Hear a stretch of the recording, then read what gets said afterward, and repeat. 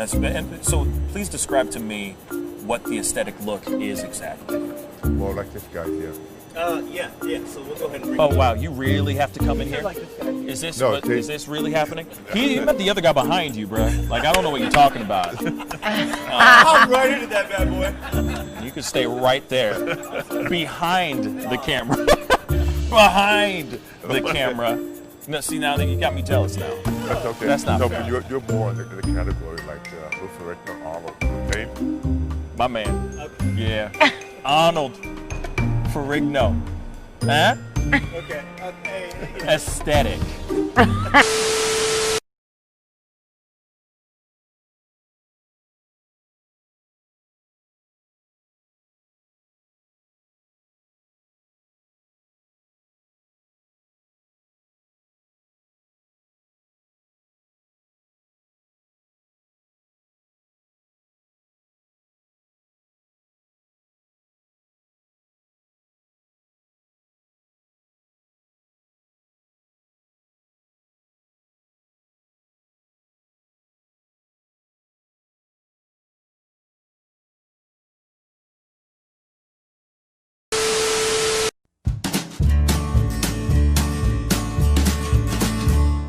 That's great, partner. You two ever go out place everything in its proper place? That does not make sense, but we usually do go. We head to Kroger's, and we work. Yeah. I've got a lady waiting for me back home also. She has the most beautiful scrotum.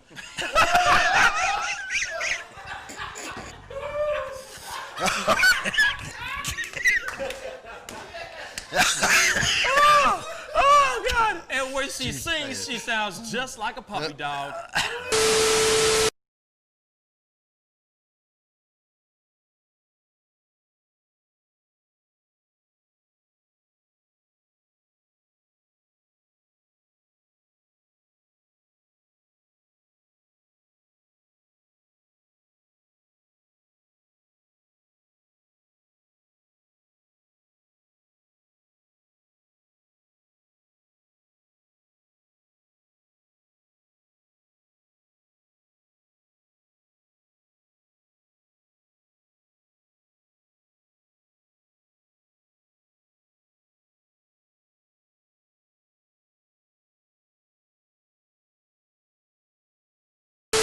How do you nail a photo? Just gotta get in the mode. You gotta talk with your eyes. Talk with your eyes. Talk with your eyes. You Okay, gotta so have the eyes. can you show me a little bit of something, like to this camera? I would love to know how to do this. I just want to know. Well, how do you do it? you Teach can me smile, something. You can get the sexy eyes. Then you gotta get the smile. Smile going on some shoes, but Wait, hold up. You got. I gotta when try it's this. time, with when, you. when it's Hold time on. to laugh, I gotta try you this gotta with think you. of something funny All and start do, laughing. do it again. Do it again. How do you do it? Teach me. Sexy eyes. The sexy eye. Just a sexy eyes right here. Smizing? Smile. So you're smizing. Smile. Okay. And then you gotta get the. No, I look like I need to take a poop or something.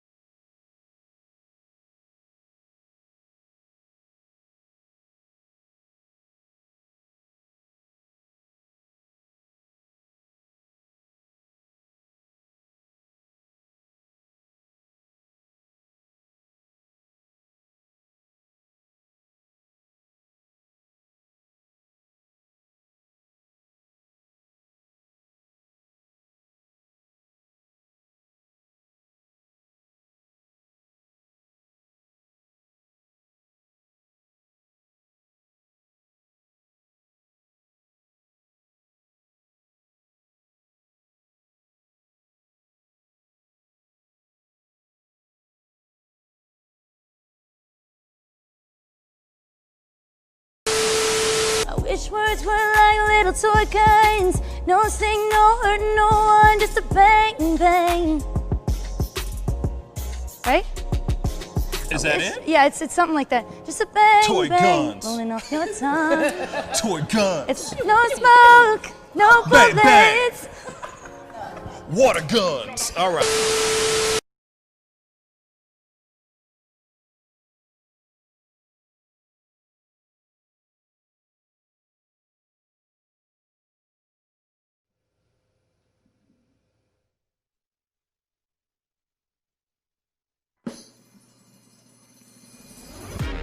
Pascal, you are now rocking with that dude Pascal.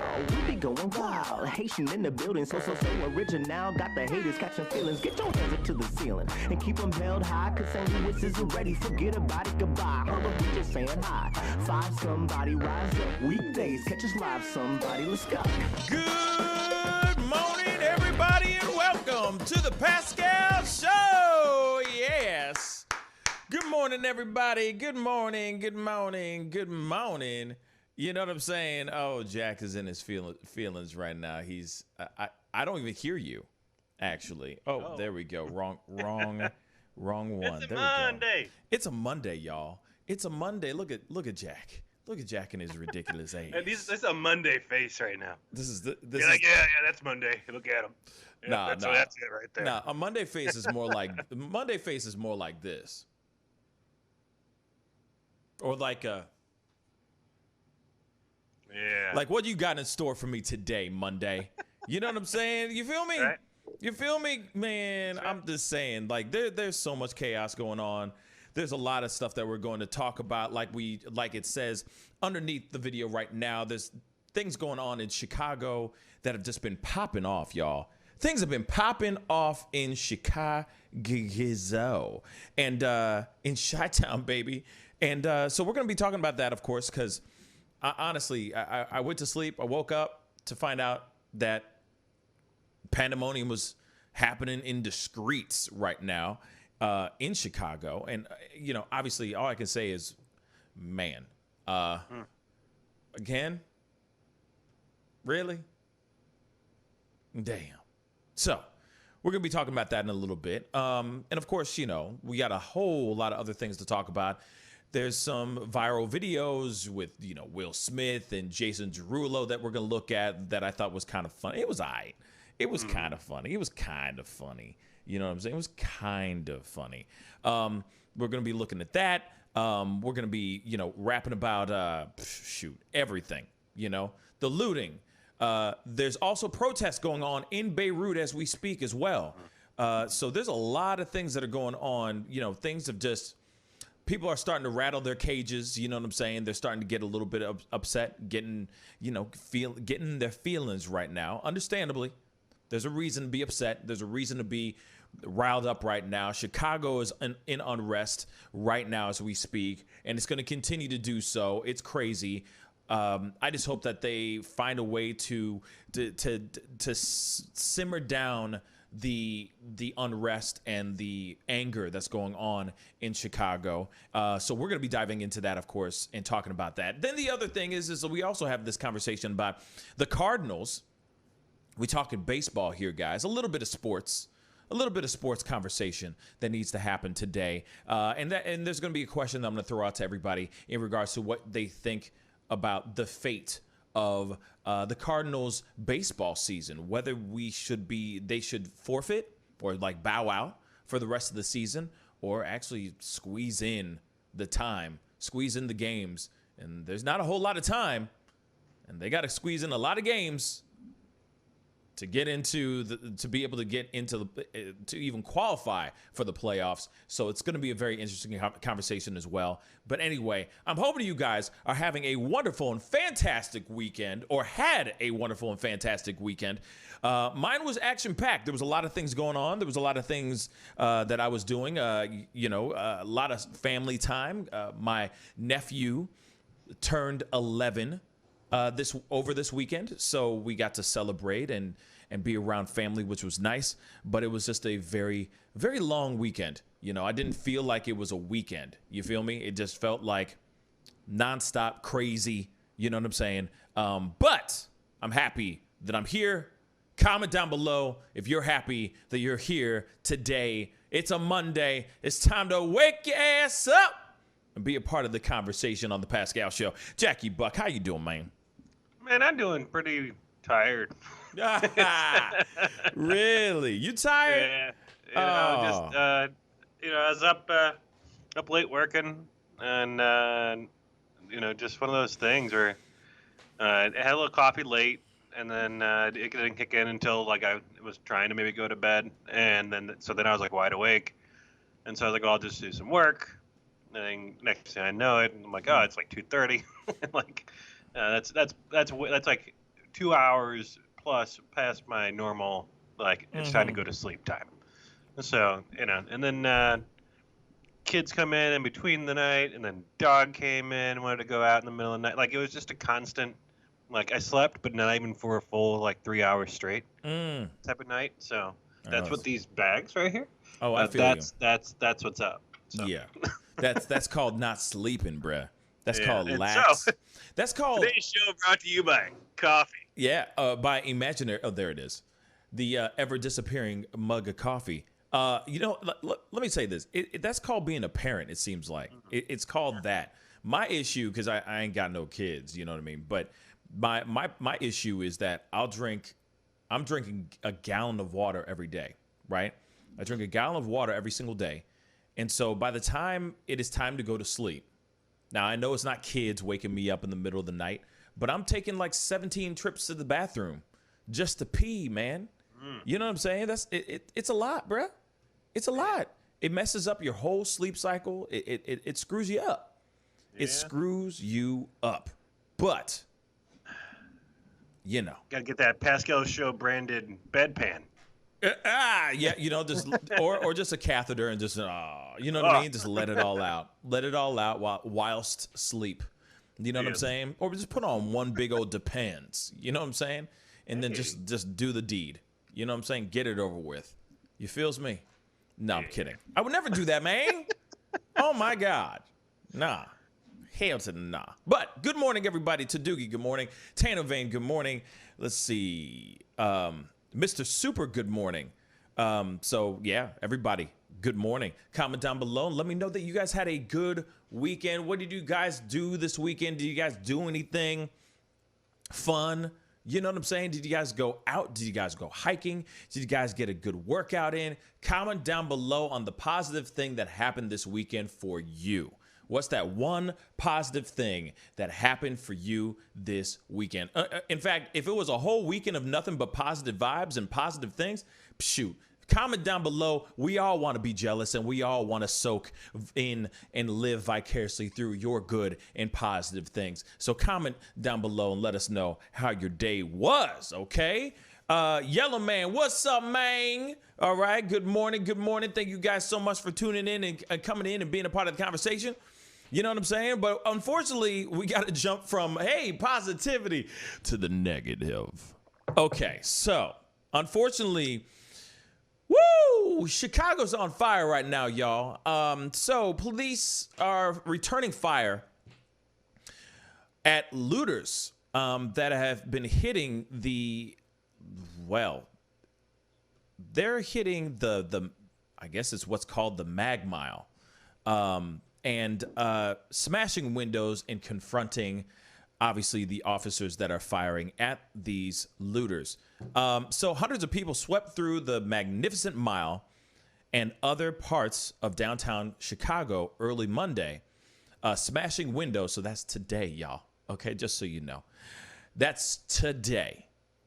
Today. Okay, so smashing windows, looting stores, confronting police, and at one point, exchanging gunfire with officers. The officers had stopped several people on Lake Street near Michigan Avenue when shots were fired from a passing car around 4:30 a.m., nearly 5 hours into the widespread vandalism, according to the police spokesman. No officers were shot, but a squad car was hit, he said. It was not known if anyone in the gunman's car was shot. Now, obviously, this is continuing to grow. I'm going to throw this little video up because I find this very, very fascinating. This is, as we know, 5 hours into it so far. Chicago's getting ripped through with looting. Check this out. We begin with a Fox News alert. You're looking live at Chicago as the city is waking up after another night of chaos. Crowds clashing with police as looters ransack stores across the city overnight. Todd Pyro joins us with what sparked the unrest in the Windy City yesterday afternoon. Todd. Good morning, Steve, Ainsley, and Brian. Take a look at this. Hundreds of people mobbing Chicago's Magnificent Mile, smashing windows and fighting with officers.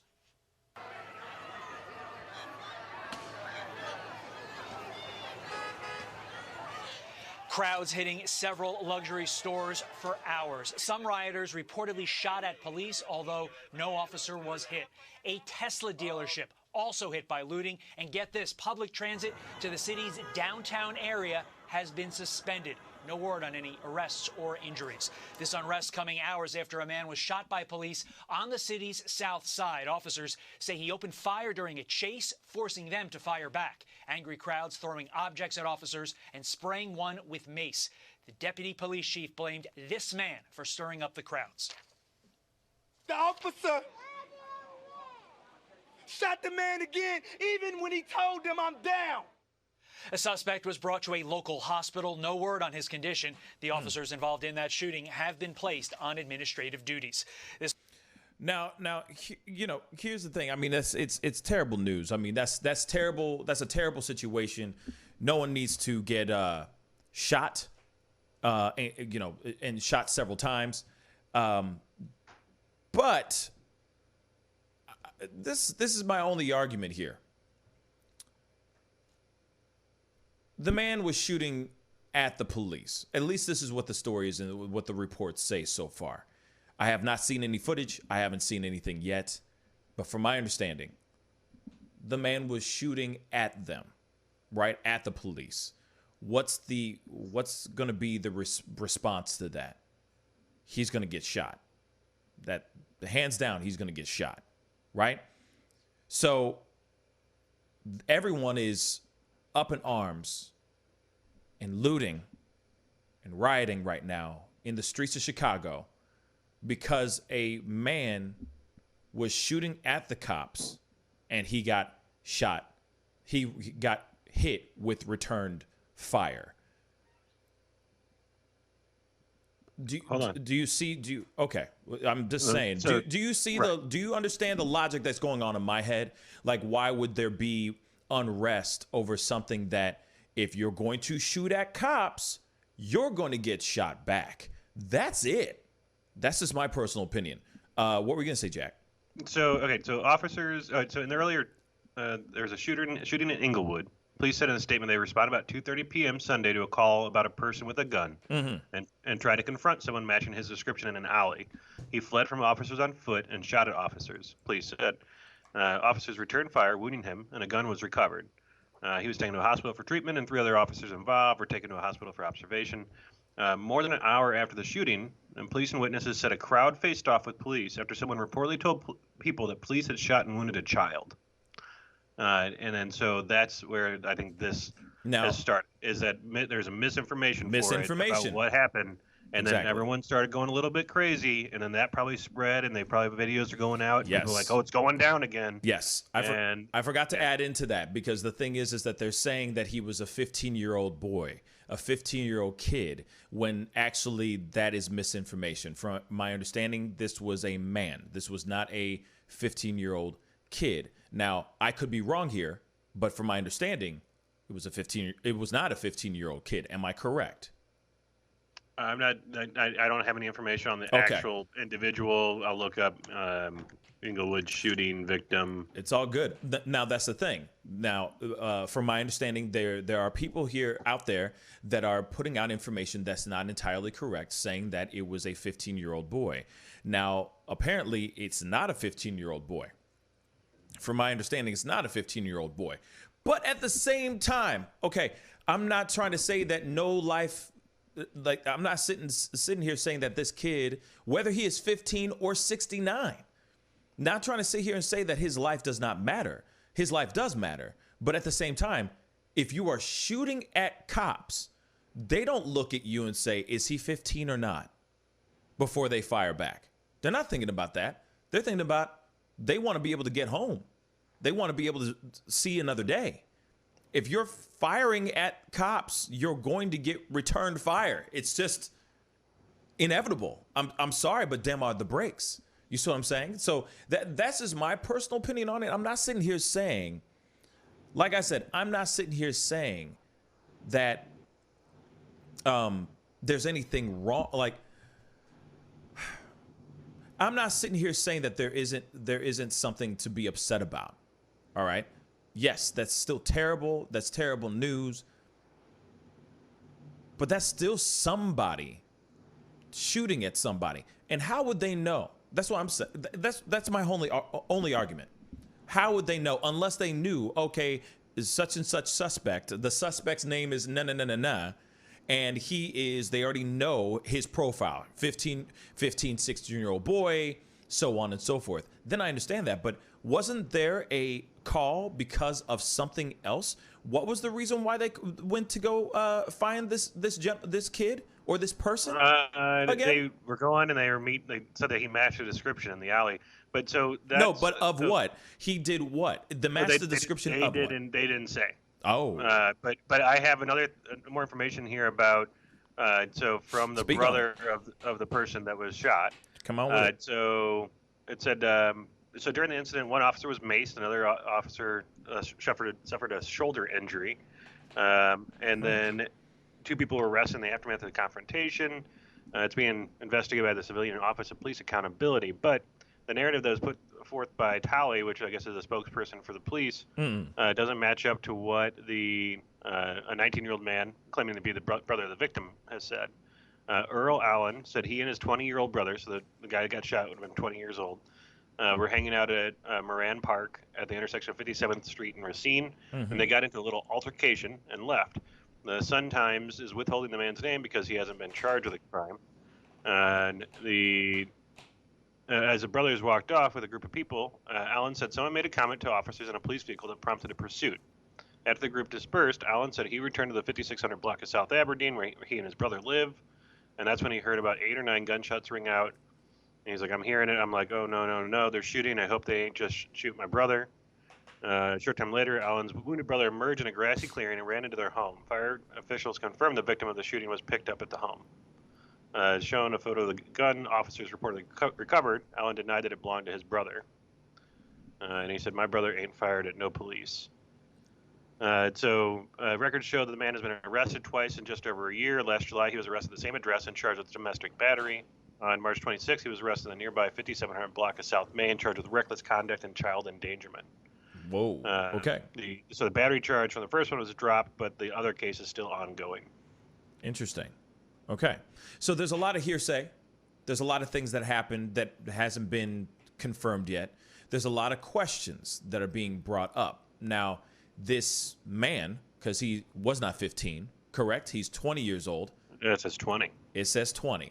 So everybody, of course, I understand if it was a 15-year-old boy, I understand that the people would be upset about that. But this is a 20, and still, no matter what, someone getting shot is still terrible. Doesn't matter what age you are, it's still a terrible thing. But at the same time, people are getting up.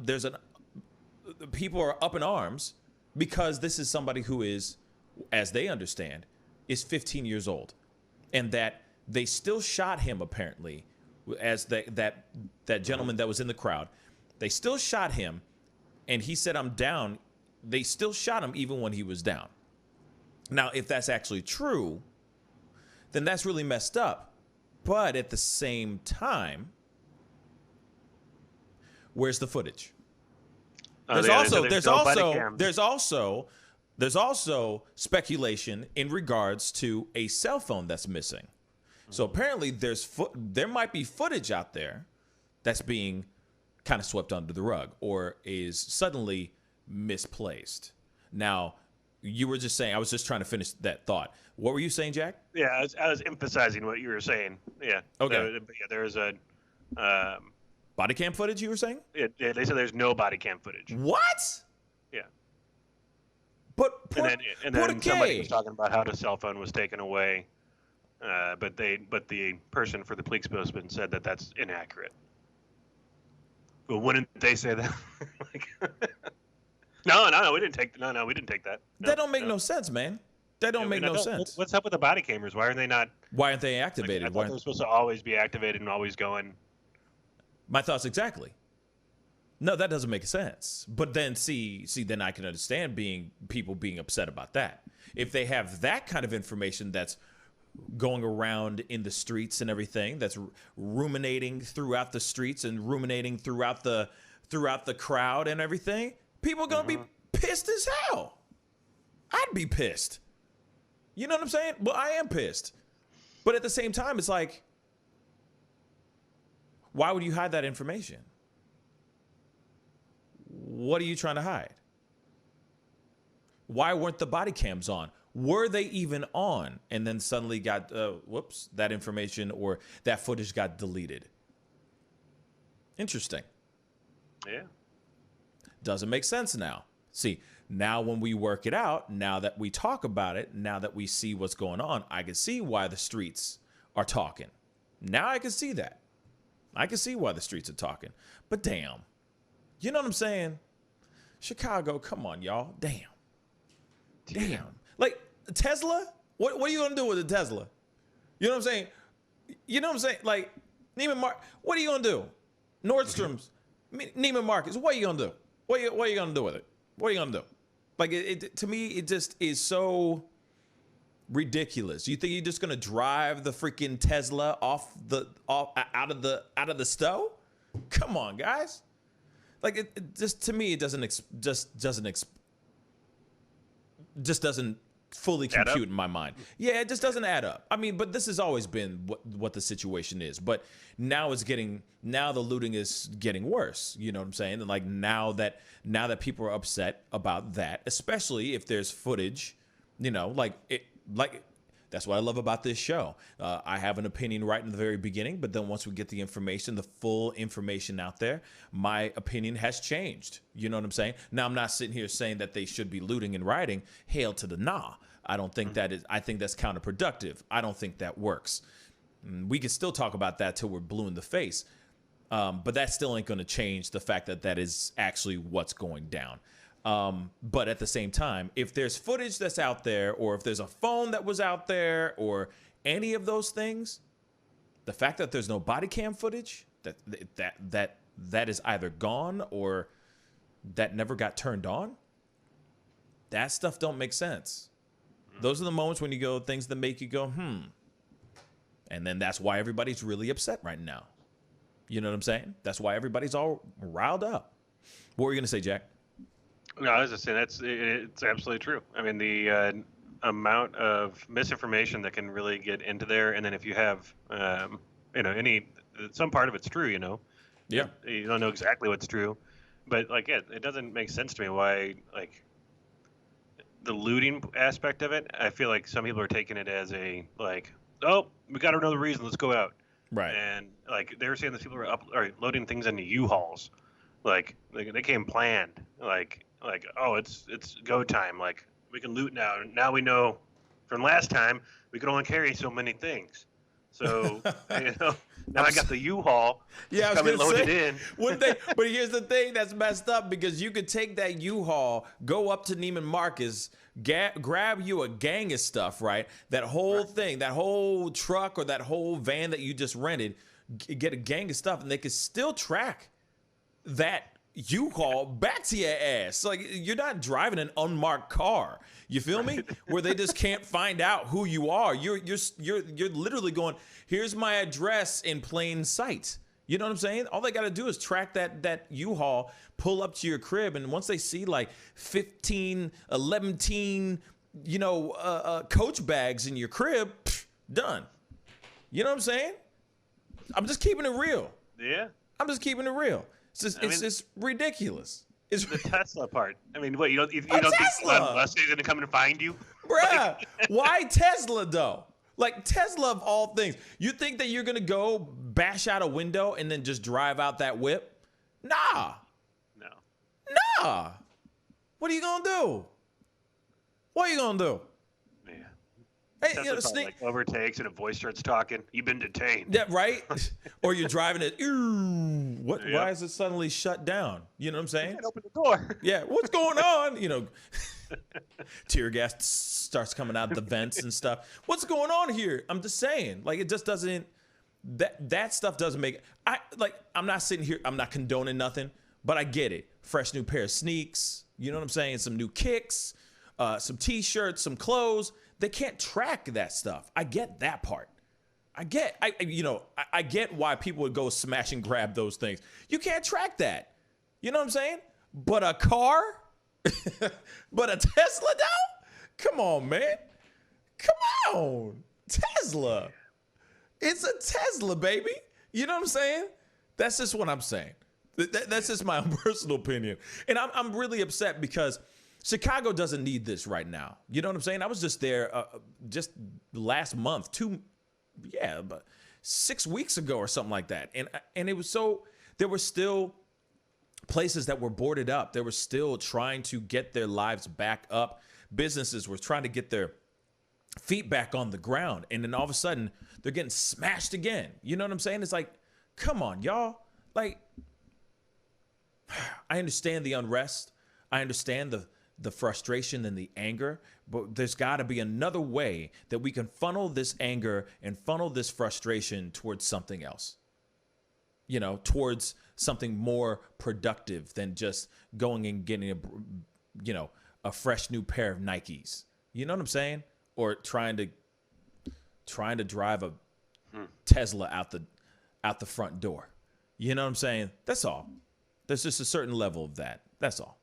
There was a big investigation into, this is what Tanner Vane just said. In March, they had a sergeant tell the team to turn the cams off, and then they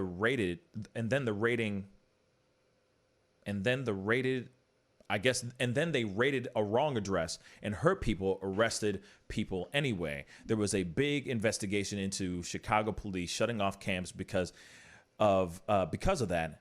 And I didn't find any outcomes of the investigation. Yeah.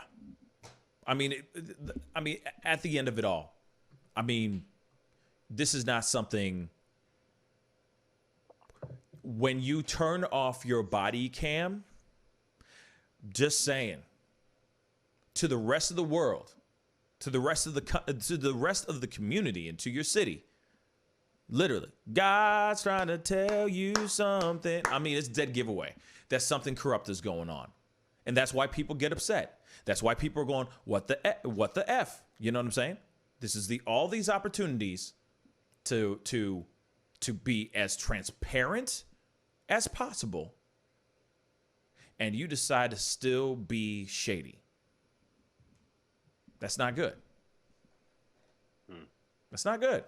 Of course you're going to get unrest. Of course you're going to get people rioting and looting. Like I said, I don't fully agree with it, but at the same time, that's what's going to be the end result. Bruh, come on, man.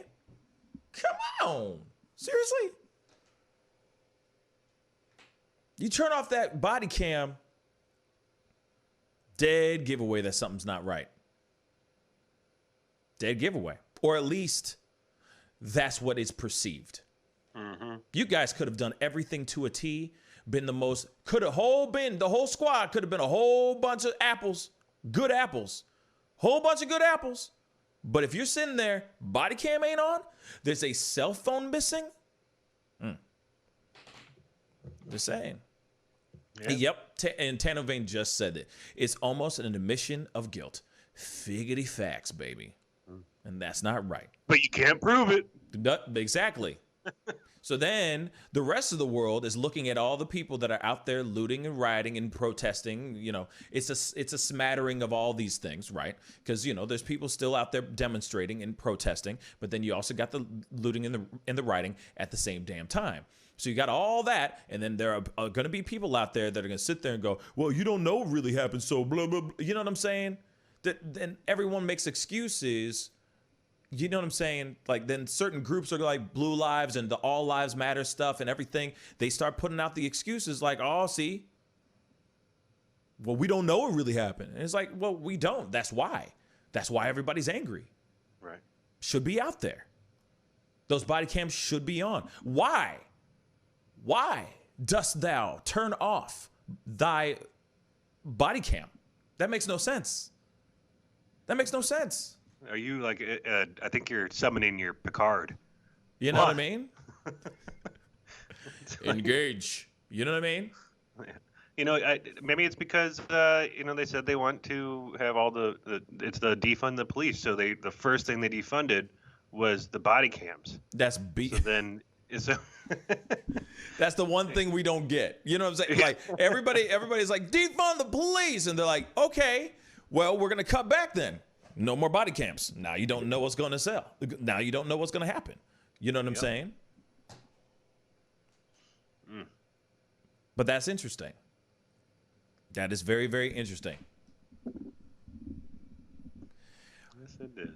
Mike on Facebook just said, you yourself are spreading false information and have no real facts on the case. That's exactly what we're talking about, Mike.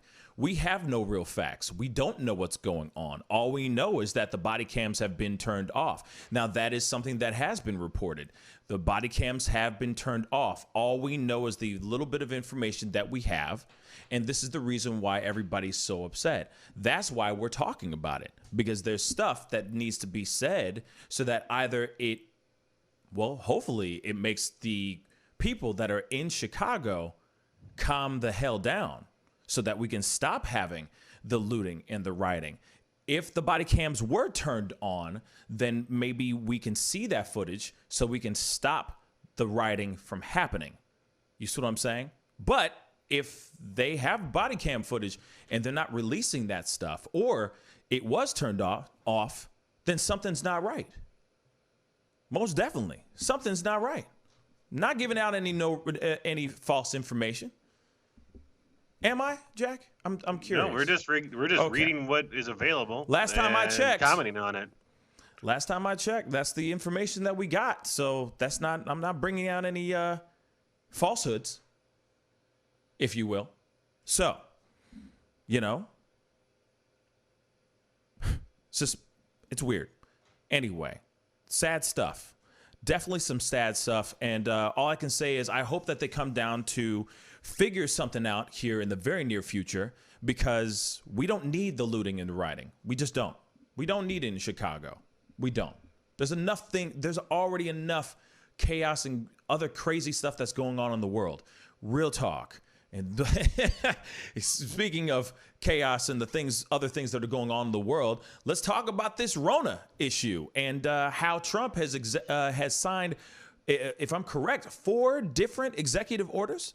And one of them includes a new relief package, I guess, that he has signed. He stepped over the House, apparently, in regards to signing a new relief so that people can get a new stimulus package out there. Jack's got the story. Speak on it, bruh. Okay, so all the stimulus talks were pretty much stalled. Democrats are winning around $3.2 trillion in their deal, and then the Republicans were kind of set around a $1 trillion mark. They said they had increased a little bit during the discussions, but they had not, elaborated to say if they had gone up to like 2 million or even like 1.5 or whatever the difference may be. I feel like they were very far away from each other. Democrats were saying the Republicans had things in their side of the bill that weren't needed. Republicans were saying the Democrats had things in their bill that weren't needed. Mm-hmm. And so, standstill, normal politics. But President Donald Trump announced he would go around Congress to deliver aid to Americans. So he signed 4 executive actions. And it suggests, like the way that it's actually the text is written, it suggests that even if they are deemed constitutional, that they won't be able to really quickly deliver the aid that Trump promised, or maybe not even at all, just because I guess the way that it's being going about. Mm-hmm. But here's a couple of the 4 different things that he touched upon were unemployment benefits. You have evictions, payroll tax, and student loans. On the unemployment benefits, it says that he is going to do an additional or extra $400 a week and expanded benefits. So instead of doing the $600, I know that a lot of talks on the Republican side was talking about putting it down to a $200. $200, yeah. Up, and then up to like $400. And it depends on the different systems and stuff. But that's a big problem, is that all these businesses don't have the systems to be able to handle that difference. True. Now, let me ask you this really quick before you continue. So on the Dem side, on the Democrat side, what did they want? Did they want to continue maintaining the 600? Okay. Yep. Okay, continue. And then let's see. Under the previous unemployment package, they're getting $600 a week from federal government on top of their state unemployment benefits. The new $400 thing is also saying that 25% of that is supposed to come from the states, the way that Trump currently has a new thing. A lot of the states are like, we're calling and asking you for funds, but now you're saying that we have to pay for 25% of it when all of our coffers are drained. And so, that's one issue. And let's see here. And then he said that he was Trump said he was open to allowing people to get the enhanced benefit without states picking up some of the cost. He says it's possible for the federal government to pick up the entire cost if governors make a request.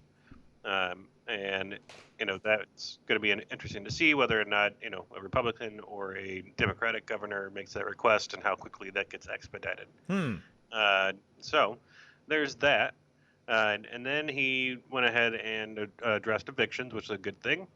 He says that his action does not reinstate the previous moratorium on evictions, which lapsed in July. The original ban covered mortgages that were backed by federal funds. The nonprofit Urban Institute has estimated that moratorium covered just over 12 million households. So the new measure only states that the Secretary of Health and Human Services and Director of the CDC shall consider whether any measure is temporarily halting residential evictions on any tenants for failure to pay rent are reasonably necessary to prevent the further spread of COVID-19. So it's kind of like saying, yes, you need a moratorium, but it sounds like it's, he wrote something and made it sound really good, but now the actual implementation of this is going to be more so through the Director of CDC and the Secretary of Health and Human Services. And I guess if they say, yes, it's a public health risk if people get evicted, right, then people can't be evicted. But I don't know how all that stuff gets enforced. So he's just waiting out for that. He's waiting out for the CDC to say something about that. He basically put it onto them. He said, I don't want any more evictions, but I need the CDC to say that it's necessary to prevent the further spread of COVID-19. Ah, gotcha. But then it's like, okay, so if they were to say no, if they were to say no, it's not gonna cause more spread to the virus. What then? You see what I'm saying? I guess people can start being evicted, but local governments and state governments also have also set their own moratoriums on evictions. So I think that for the most part, I think people are going to be able to find a way, even a legal route, through protections within their local government to be able to stay in their current housing situations. Now, how they can pay the balance off, because I doubt these people are not just forgiving rent that's not paid. It's probably adding up. And so, that's going to be, I don't know, payday for these, rental people are going to come someday. I mean, eventually it's going to happen for sure. Yeah. But at the same time, it's like if there's a lot of people that are out of jobs, man. There's a lot of people that are, but then at the same time, there's a lot of people that are living off of unemployment right now. So if you're not getting unemployment, it's a very slippery slope, because here's the thing: there's a lot of people that aren't getting unemployment, but then there's a lot of people that are, and so when it comes to it, it's like, all right, if you're getting enough, because some people are going, man, I don't even need to go back to work. because of how much I'm making off on unemployment. You know, when it was 600, the added 600. Still 400 is still pretty good. I ain't gonna lie. That ain't bad. You know what I'm saying? I know it's 200 less than what it is, but at the same time, like, that's still not bad. Right. You know, but like I said, I'm not justifying anything. You know, we're just talking about the facts. But at the same time, if you suddenly were to take out, if you were to suddenly say, okay, evictions are going to actually happen. I mean, like, let's think about it. You know, let's talk about that. You know, if evictions were to really happen. So when you were getting your stimulus check, not stimulus check, sorry. When you were getting your unemployment checks, you weren't paying your rent? What were you doing with said money? You see what I'm saying? Like, you can't tell me that you weren't at least putting some aside for your rent. You know what I'm saying? To keep the lights on, and keep the roof over your head, right? It would make no sense for you to suddenly go, oh no, I'm going to get evicted. Well, what did you do with all that monies? You know what I'm saying? Where did that go? You know? Yeah. Now, I understand everybody's financial situation is completely different than the other, but at the same time, that's one of the questions I would ask. You know, I understand that, like I said, there are other people that do not have at all any unemployment checks at all whatsoever. And for those people, I can understand them going, well, I don't want to get evicted. Like, we got to figure out something, or I'm fingers crossed that Trump does not allow landlords to evict us right now. I understand that. But for those who have had or are getting unemployment checks, you should be paying your rent for sure, because it's adding up. Once it's, say that he says November, let's just say he pushes it to November, you know, or pushes it to the end of the year. You still have to pay off all those months that you stayed in said home. You still have to pay off that rent. You see what I'm saying? So I'm just saying, for people who are getting those unemployment checks, they should be paying their rent. That should be number one priority. That's the whole purpose of getting the unemployment checks to begin with, for shelter and food, right? Yeah. I mean, you know, just at some people's base. shelter is expensive. Say again? Some people's shelter is expensive. You Yeah. know? It's No, like, and that's true say too. Say you get $600 extra on top of what you're making. So Right. you're making some percentage of your annual income or monthly income plus $600. So that $2,400 a month, if you are qualifying for it all the way through, and then it's coming to you in a timely manner. Yeah. Like that, you know, say, because this is for people that were, you know, making up to like $108,000, right? That were getting stimulus checks sent to them, and but more people could go and apply for unemployment. So, you know, and tons of people did. So now, say you got back bills that were already paid, or things are going on, and you know, if you get it 1 month, maybe it took you 2 months to be able to get it. Maybe you owed back rent already. Because some people were applying and they weren't able to get it, and it took, you know, months to be able to actually get through and then have things sent out to them. Mm-hmm. Some people there's like still a large amount of people are waiting for that stimulus check. Like there's like millions of people that still haven't received it. That is true. That is true. And so I mean, everything's gonna be a little bit different for people, but yeah, I mean, it should have been, you know, food. You know, you gotta eat, and then shelter, and then utilities and everything, but if one person in your family got sick, and say, you know, there's a lot of people that don't have health insurance, or maybe they're like, well, crap, we better save this money, because if one of us gets coronavirus, like, what are we going to do? You know, every situation is going to be a little bit different out there. Yeah, and I'm not sitting here saying, and don't get it twisted, because I know some people are going to try to drag me for what I'm saying. I'm not sitting here saying that every person's situation is the same. Not at all. But at the same time, the first thing I would at least think, the first thing one would be doing, or at least try to accomplish, is paying off their rent. You know, paying off their mortgage, their rent, what have you. You know, but at the same time, you're right, and we've said this before, there's a lot of people that still haven't been able to get even the stimulus check. There's people out there that still haven't they're trying to get their unemployment checks, you know, just to begin with. I mean, shoot, my girlfriend, it took her a solid month for her to finally get her unemployment on check, on point. It took a minute. You know what I'm saying? So I understand that those things are tough, and sometimes it's easy, sometimes it's not. And for some people, it's easy for them to get their unemployment check. And some people have to jump through hoops just to get the thing going. So I get it. I'm not knocking that. I'm not saying that that's that there aren't scenarios out there, but there are, but at the same time, people should be using their money wisely. Yes, it's great to have that extra $600. Some people are making more than what they make, every paycheck.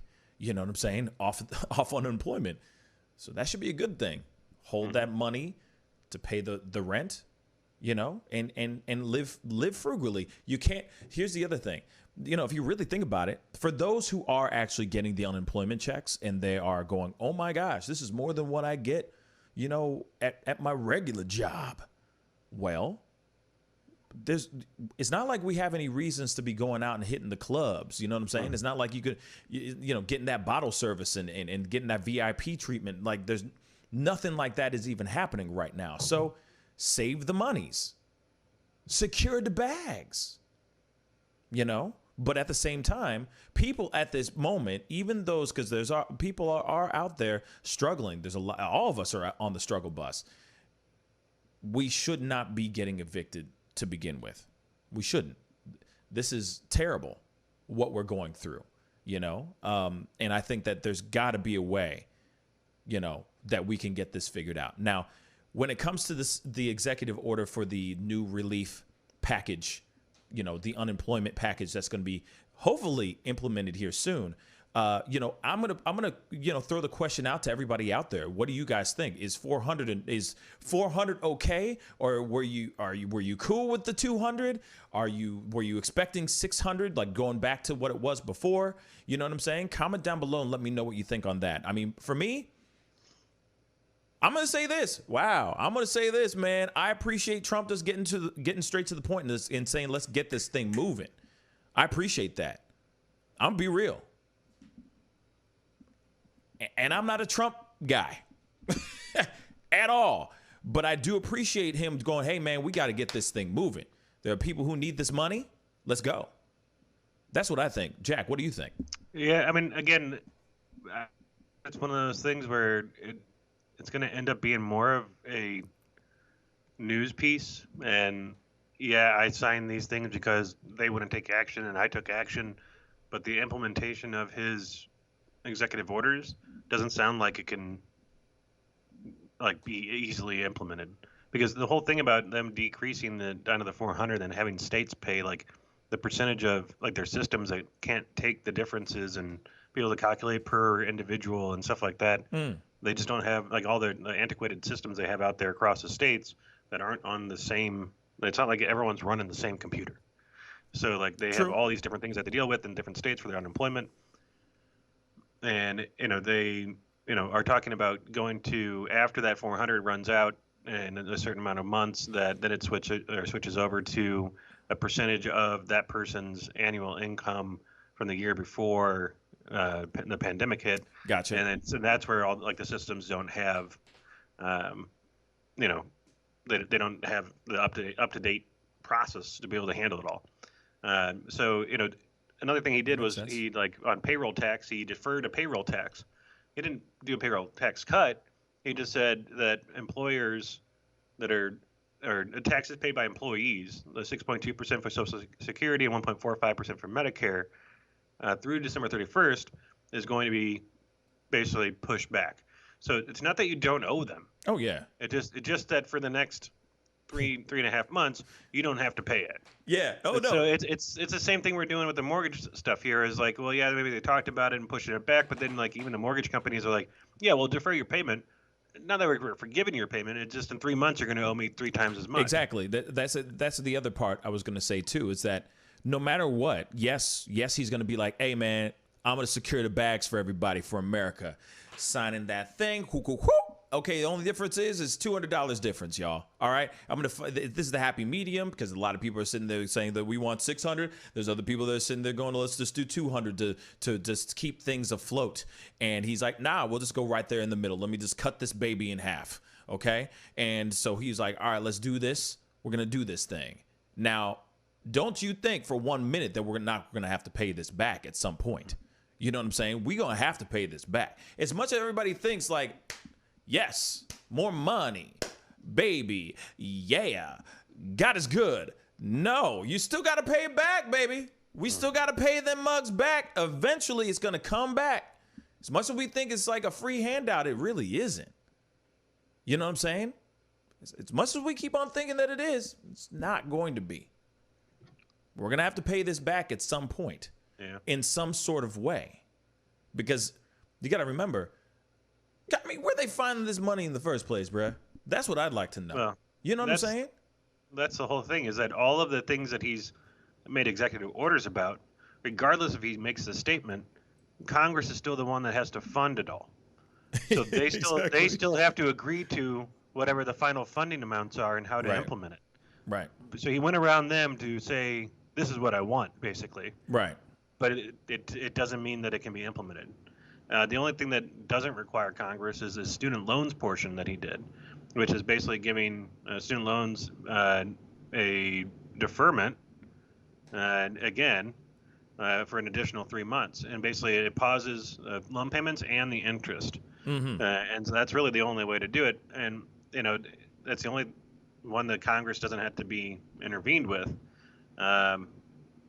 So he waived student loan interest by executive order in March, and the administration said borrowers could request a deferment on their payments. Congress later codified that policy into law and took it a step further by automatically suspending monthly payments.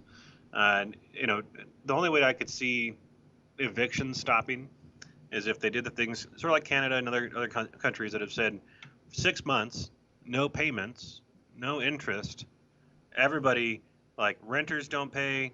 And then also the people that own the companies and like the rental locations and the home, like they don't have to pay as well. Yeah. So it's giving the full deferment and pushing everything back and just basically adding those terms onto all the loans and basically making the loan terms another 6 months longer. Right. So give everybody 6 months of not having to put out typically their largest bill, and so they can know that they can stay in their house, not have to worry about evictions. Because what happens when evictions happen? Right now we got heat waves that are going through in different cities and stuff on and off. We're in the middle of summer. We kick everybody out in the streets. Well, it's not like there's a lot of other landlords that will be like, yeah, come on over. Oh, you got evicted because you couldn't pay your rent? Come on over to my new place. No kidding. You know, I got one that's cheaper for you or something. Right. But then even on top of that, you got all of these like cooling locations for the elderly that are out there that don't have AC units and things like that. And you also have them for the homeless population. Well, everyone goes on the streets. Now everyone has to come to these cooling stations or into these other like homeless like locations to be able to help them out. Now you have people piling in into an enclosed area to get out of the heat with the AC just circulating all the air. Like that's a big issue in itself with already the amount of people that need to utilize them. Right. So if you add, how many people would be evicted if they can't pay? Like, are we talking about millions of evictions? Or are we just talking about like tens of thousands? Like, right. I mean, that's a very good question. I don't know. But that is a question that we could put out there for the rest of the world is like how many people are really going to be evicted. But there are a lot of people that are going to be evicted. It's going to be a good amount. It's going to be a good amount. If they were to take it to that next level, which is full on eviction, there's going to be a lot of people that are going to be out of house and home, for sure. Now, the thing is yes, that can implement a little bit of a uptick in viruses for sure. Because if say a family of 4 is getting kicked out of their apartment or out of their house that they were renting, most likely they're going either, they're going back to their mom's or their parents' house. You know what I'm saying? They're going in, they're living with somebody for the time being. Now, who's to say that family that they're moving into or that family that is moving into that house doesn't have symptoms and vice versa? You see what I'm saying? So there's those things that you have to put into consideration as well. So, I mean, it's going to be a very, I mean, I hope the CDC says yes. I hope that. I really do, because I don't want to see anybody getting evicted. You know what I'm saying? And then you also got to remember this too. And I think we've talked about this on the show before. You got to remember this as well. The people get, all those renters that get evicted, kicked out of their homes, they're out of house or home, they're back at their parents' house, or they're living on their friend's couch or something like that for however long they need to until they get back on their feet. You got to remember, those are going to be people. And then there also are going to be people that are literally going to be pushed out into the streets, and then that's it. They don't have any other place to go. You see what I'm saying? So then you got to remember, then you got people who are out there protesting. You got renters protests going on as well, on top of BLM, on top of anti-masks, on top of Sturgis that just happened this week. I mean, just think about everybody flooding the streets in protest because of whatever agenda that they're protesting about. Do you realize what kind of pandemonium is going to be? It's going to be even worse than what it is right now, because now you got a lot of other people out in the streets angry as hell because now they are living on the streets. You got to put those things, you got to implement those ideas as well into this as well, because this is going to be, if it does actually happen and a whole bunch of people get evicted, this is going to get nasty. The streets are going to get nasty. Imagine the streets are already on fire with anger. You're just adding more fuel to the fire. A whole lot more logs and a whole lot of kerosene. It's going to get really, really nasty, y'all. So I hope that the CDC comes back and says, no. This will cause an outbreak. No, please. Change the deadline. You know what I mean? Change the deadline on the evictions. And I hope everybody, I just hope everybody gets to keep and stay in their homes safely.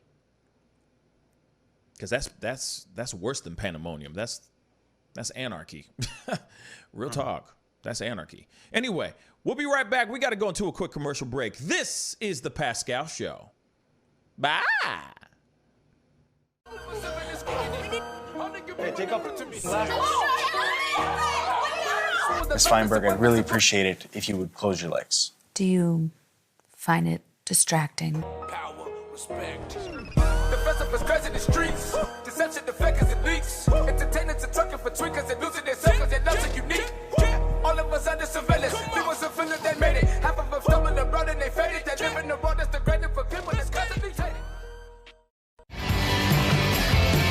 But you see how he makes these S's in his body right here? That's where he's hanging on, and then he's moving forward with the locomotion of his ribs. That is classic Missouri rat snake right there.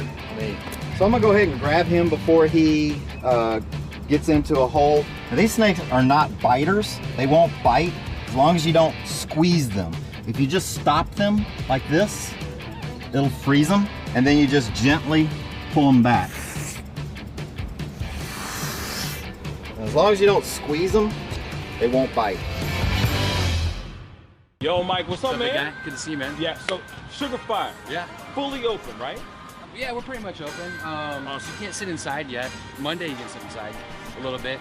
We'll have 25% of the tables inside, and then we're letting it rip outside. So I know that there's a lot of people really concerned about staying safe and all of that. So what are you guys doing in regards to that? Well, we have extra people to clean and rub everything down all the time. Everybody inside's wearing masks. And we have those little stickers on the ground so everyone can stay 6 feet apart. Right on. The tables are all spaced out, inside and outside. Sugar Fire, open in full effect right now. They're staying healthy, they're staying clean.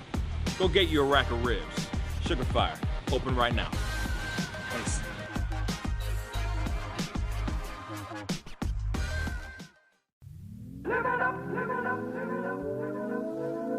The Fur and Leather Center, providing the highest of fur and leather goods.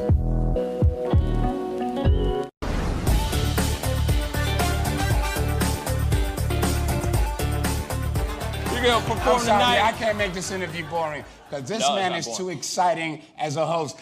And I'm truly saying this, and if y'all can't do this, Me and this man here is going to leave and go somewhere else where we can get some love. I want everyone in the building to say, I love Pascal on the count of 3. 1, 2, 3. Wow.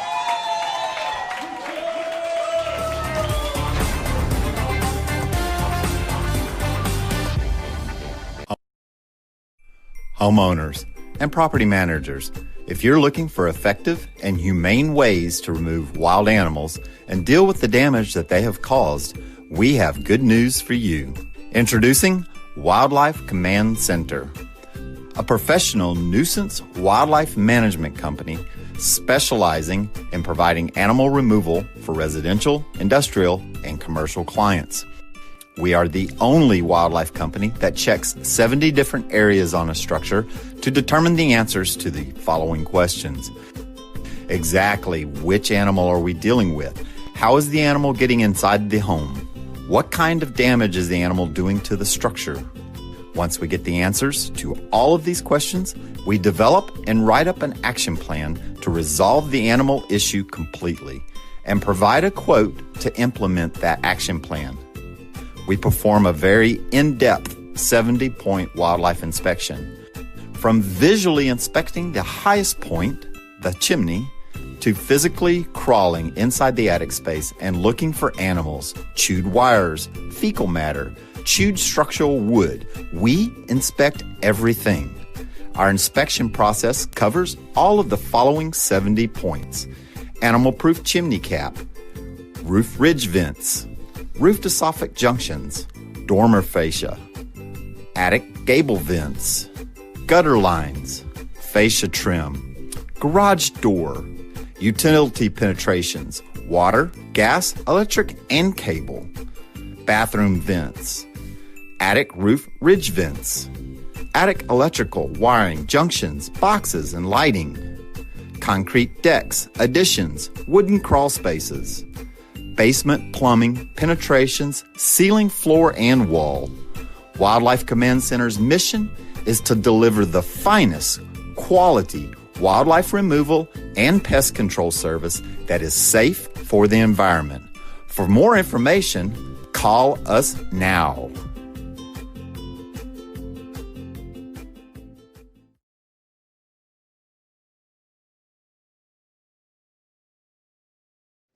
All right, welcome back, guys. Thank you guys so much for tuning in and being a part of the conversation. Obviously there's so much we could talk about in regards to these, the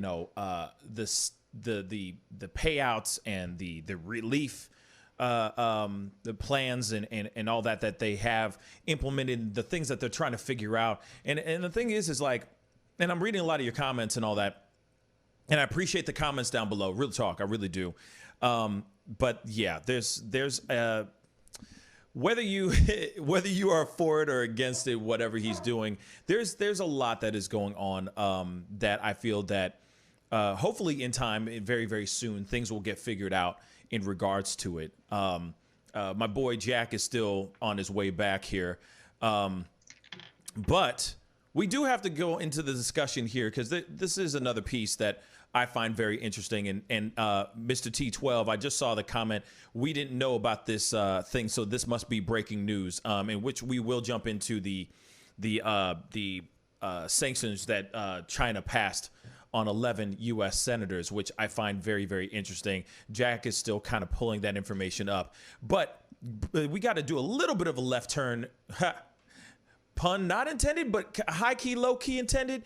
Biden is allegedly going to be making his running mate, or he's going to be making a statement in regards to who his running mate is going to be. Now, they say it could be as early as today, but it's going to be happening sometime this week. People are going nuts about it, of course, because everybody wants to know what is going to be, who is going to be Joe Biden's running mate. And of course, we've had our own particular opinions about it and our own predictions, if you will. But yes, so apparently here very, very soon, Joe Biden is supposed to be dropping it like it's hot with the information. I can't wait. I'm going to be really honest. I can't wait. And I think a lot of people can't wait. You know? Wouldn't you agree, Jack? Yes. I do. There's some people out there saying that Kamala Harris should politely decline if he picks her.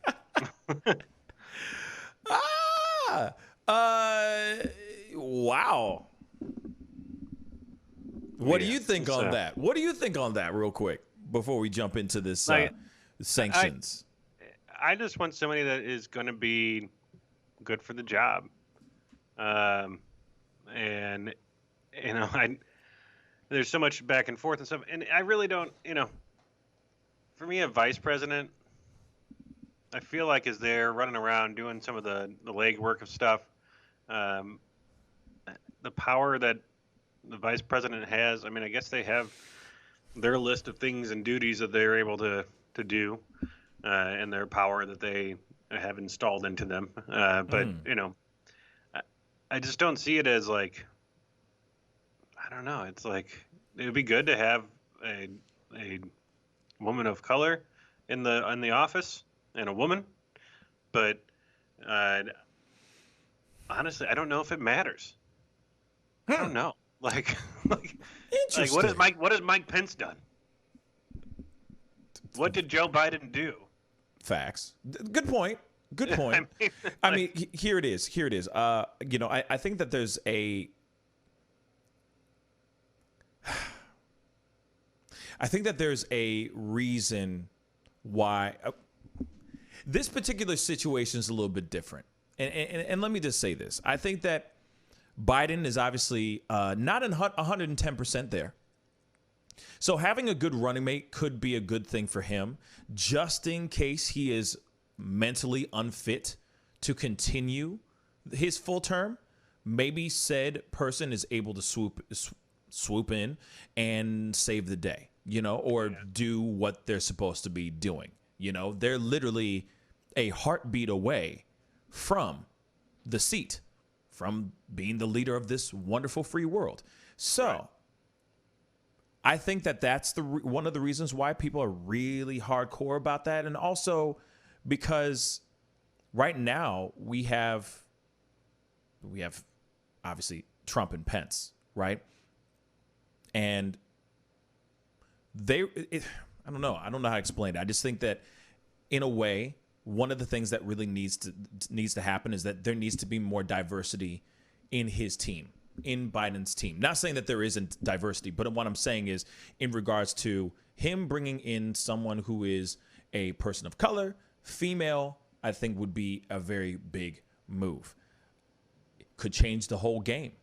It could be a complete game changer. Now, I know that there's a lot of people that would disagree with me on that, and you're entitled to your opinions. But I think that in this particular moment, there have been other people, other times where they have where other people who were running for election, for presidency, that announced their running mate that completely demolished their whole campaign.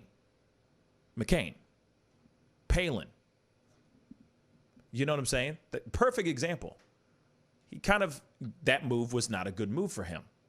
That hurt him. It did not help him. It hindered him. So when it comes to Biden, he needs somebody who's going to be a strong partner. And I'm not sitting here saying that it needs to be a black female vice president, or running mate. But I think it would be a very good look for him at the end of the day. I think that would be a very good move. Now, Kamala Harris, though, we can talk about that.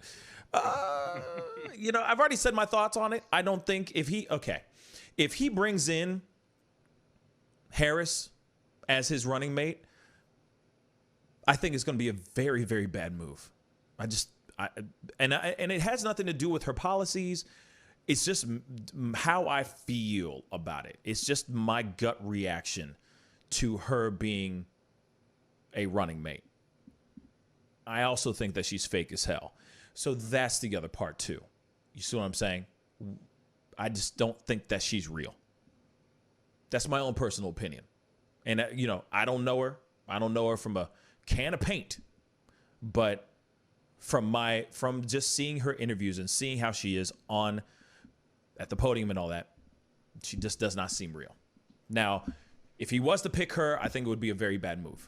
That's just what I think. And I think that everybody else concurs. You know, if they're sitting there going, hey, Kamala, if you get offered it, you better resign. You better turn it down. That says a lot. Instead of, yeah, Kamala, let's go.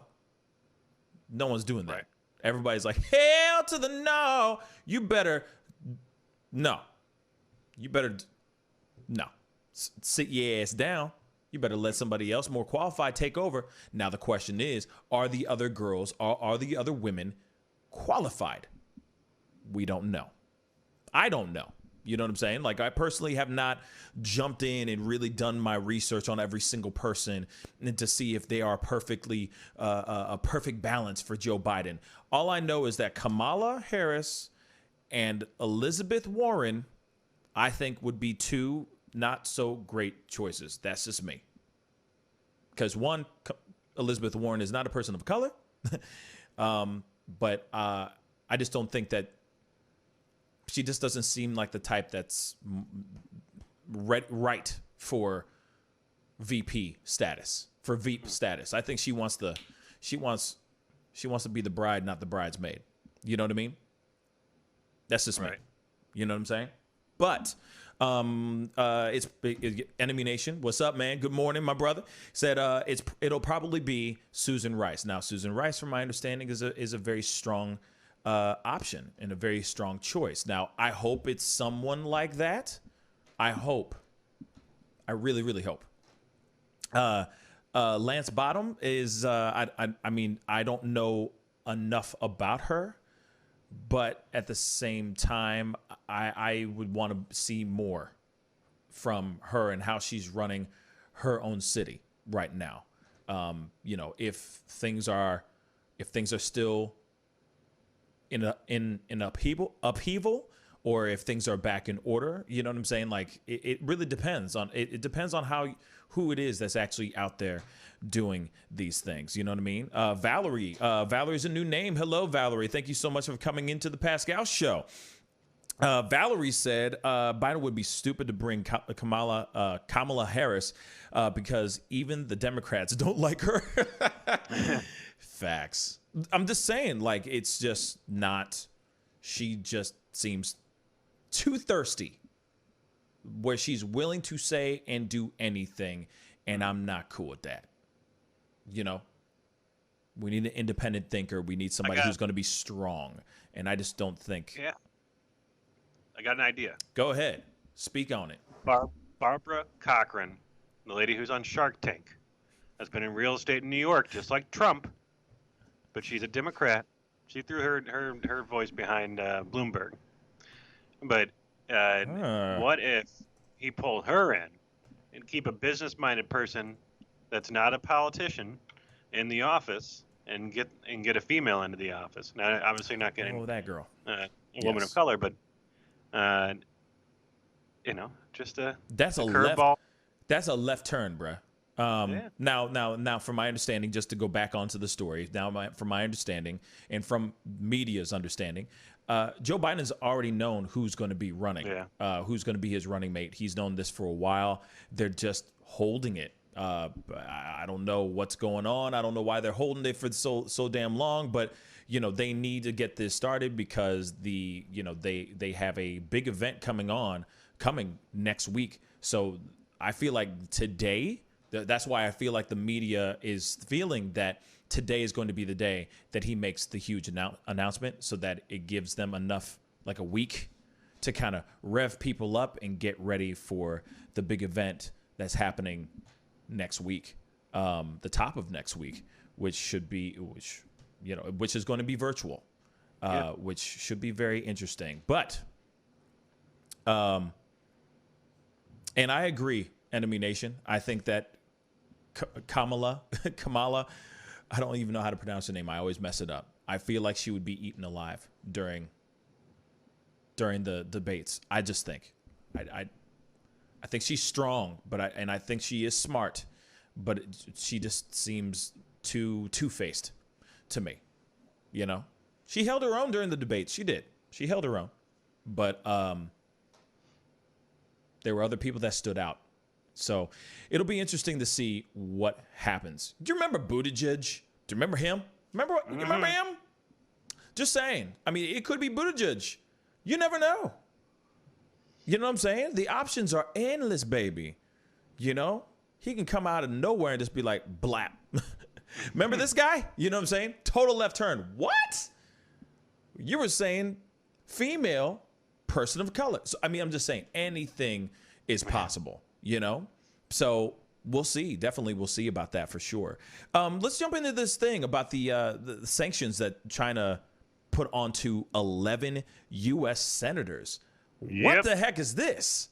So, Jackie Buck, speak on it. If you recall that, like, we shut down the Houston, like, consulate to China, and then we also put sanctions onto, several of the, like, I guess of the Chinese ambassadors and things like that. So, in retaliation for back to that, China said on Monday it imposed sanctions on 11 Americans, including 6 U.S. lawmakers, for behaving badly on Hong Kong-related issues. So, everything related to China taking over Hong Kong, and people maybe were putting out statements or things like that against it. And so the U.S. action Friday was a blatant interference in Hong Kong's affairs and in China's internal affairs. It was in serious violation of international law and basic norms governing international relations, said the Chinese foreign minister. So Senators Marco Rubio of Florida and Ted Cruz of Texas, Tom Cotton of Arkansas, Josh Hawley of Missouri, and Pat Toomey of Pennsylvania, and Representative Chris Smith of New Jersey were the U.S. lawmakers sanctioned by Beijing. Rubio tweeted this morning, "Last month China banned me. Today they sanctioned me. I don't want to be paranoid, but I'm starting to think they don't like me." And so the sanctions were announced. Hawley tweeted, "China is sanctioning me in retaliation for speaking out against Chinese Communist Party and defending America's interest. Retaliate all you want. I'm not backing down." The CNN had reached out to the other people. There hasn't been any comment yet. They also reached out to the U.S. State Department, but there hasn't been a direct comment from them. Wow.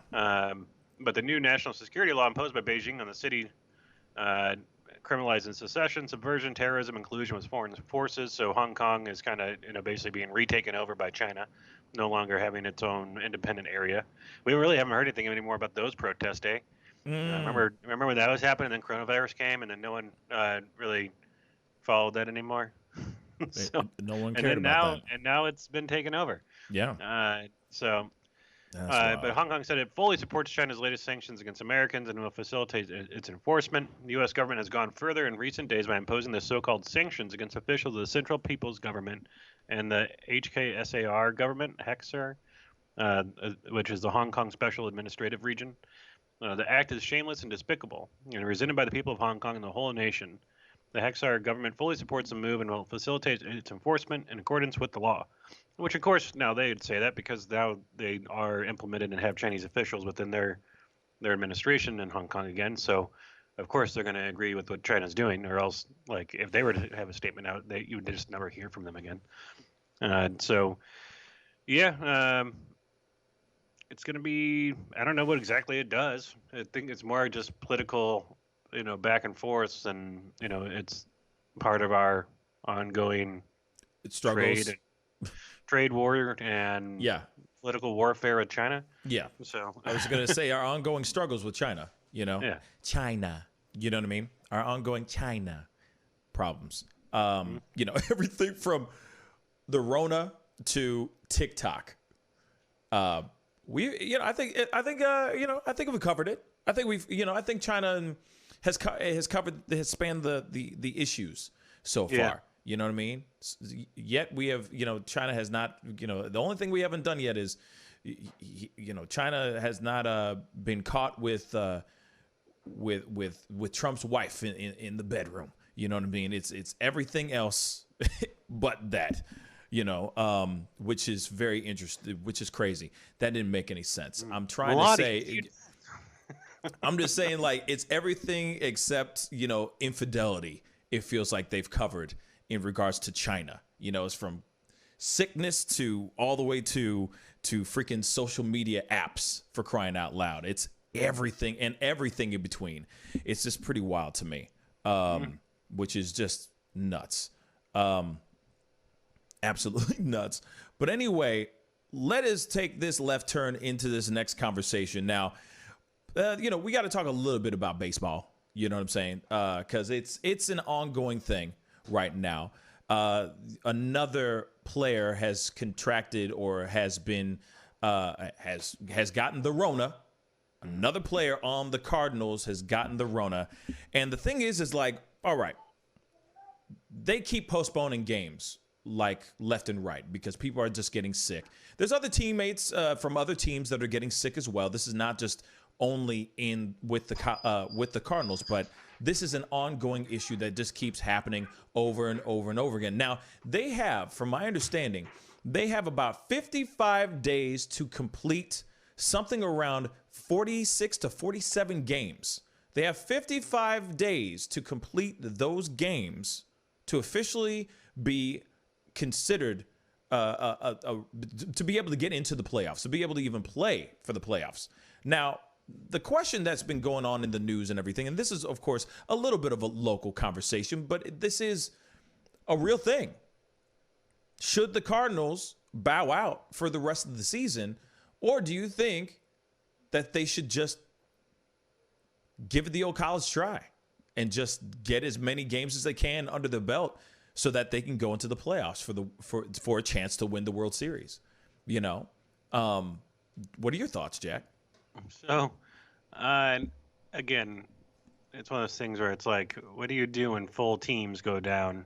Like, that's just, and they're probably not the only ones that are facing the amount of things. But John Mozeliak, the president of the baseball operations, said, in terms of when we're going to get back on the field and get back to baseball, I just don't know. I'm not going to guess. Allow a few days to come and go, and then we'll reassess.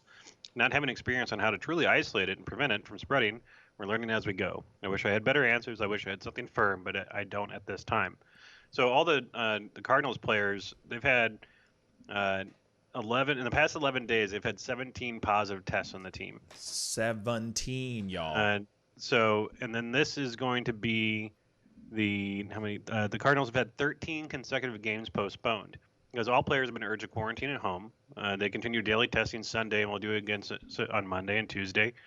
Members of the Cardinals traveling party have been tested at least once a day since the initial positive test that were on July 30th. The layoff has been long enough. The catcher, Yadier Molina, one of the players who tested positive, had a test Sunday after waiting the mandatory 7 days since he was confirmed positive. And then he and other few players began the return process that requires consecutive negative tests separated by 24 hours.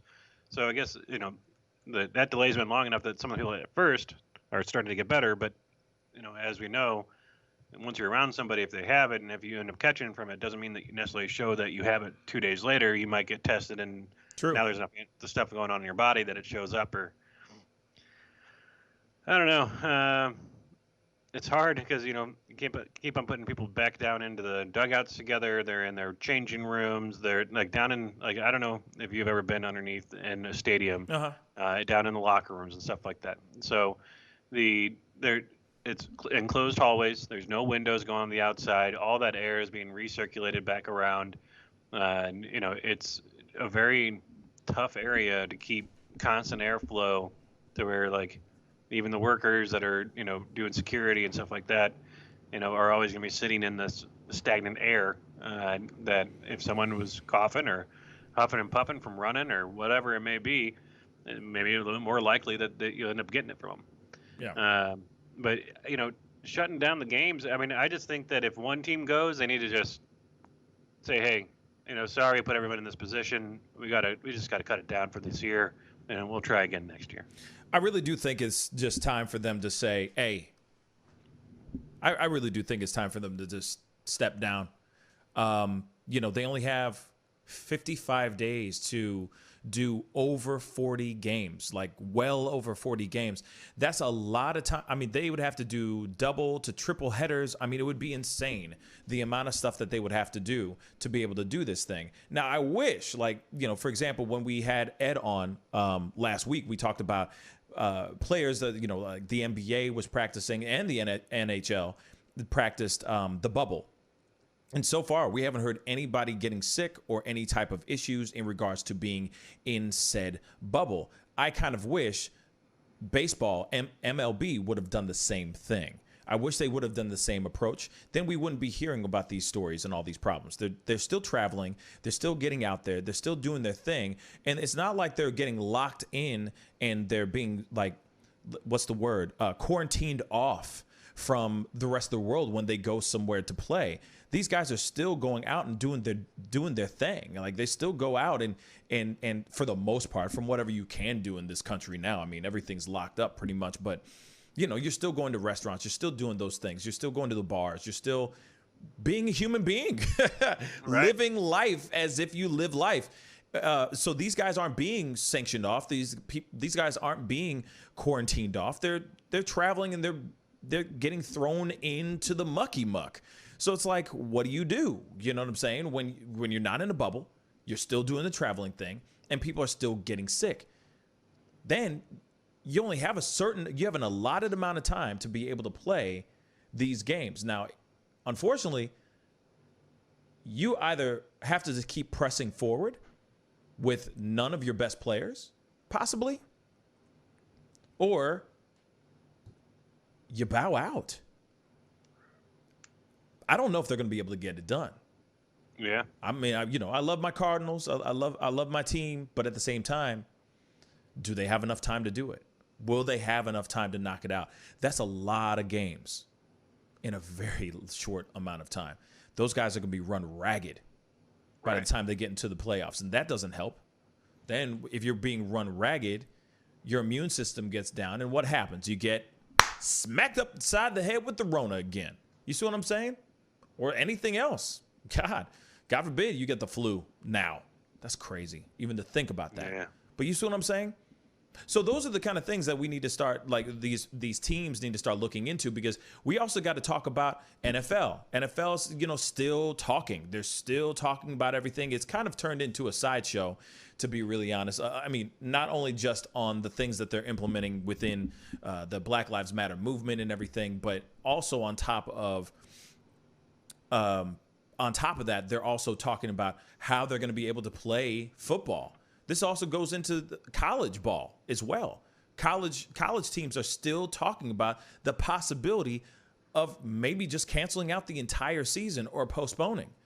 And that's just college. So there's a lot of kids out here that are hoping to get, this is their moment to shine, or this is their season to shine, so that they can maybe get into the draft.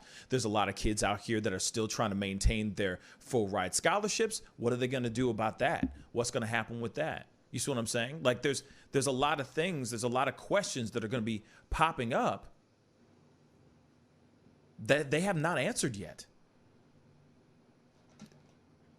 Like I said, there's a lot of high school, even high school, a lot of high school kids that are college hopefuls that are working, that have been working their tails off, working their fingers to the bone since they put the pigskin in their arm, in their hands and in their arm, that might not have an opportunity to show off their best skills this season for an opportunity to get that full ride scholarship into college. That's some terrible stuff, man. Yeah, that's some really bad news. That's not how it should be. Yeah, it's going to be. I guess we'll know in the next couple of weeks, right? I mean, because if teams across the nation end up having more issues, and if there's more spikes in different cities, I mean, they're going to have to make a call across all the sports, especially that's the people that. If they have long-term lung damage, their careers are affected. I wonder if there's going to be any lawsuits that drop out from the players getting sick against their teams or against the, whole NFL or MLB. They're like, I got sick. You didn't do enough to protect me. I quarantined. I stayed home. I followed all the rules. I was just here with the team. Yeah. I wasn't going out. I wasn't partying. Like, I got sick here. Are they immune right now? I don't think they are. Yeah. It's and then you got to remember they are going off. Say that the season starts, they start playing, It's full contact sport, So you're going, knocking people over, breathing heavily on each other, sweating on each other, all that stuff. I mean, then you all of a sudden get the Rona. What's going to happen then? You know what I'm saying? So, like I said, I feel really, really sorry, and I feel for these kids, especially the kids. The pros, the guys who are in the pros right now, like, shoot, they can sit out for a season. It's all right. We good. They're going to still train. They're going to still do what they need to do. That's fine. I'm more worried about the kids who are trying to get into college and those college students that are hoping for that moment to be in the draft. And this could be their only this is their one shot. You know what I'm saying? Their last shot to get into the draft, to go pro. And a lot of these kids' dreams are going to be squashed all because of this Rona. It's terrible. Yeah. It's absolutely terrible. It's an entire generation of people that had a job or career that was based around athletics that will not be in a position like the previous generations. It's nuts, man. Yeah. It's pretty rough. Like I said, it's going to be interesting to see what happens, even with the draft. The following year, like how are they going to conduct things? How are they going to do it? Are they just going to try out those athletes if they don't get to play this season?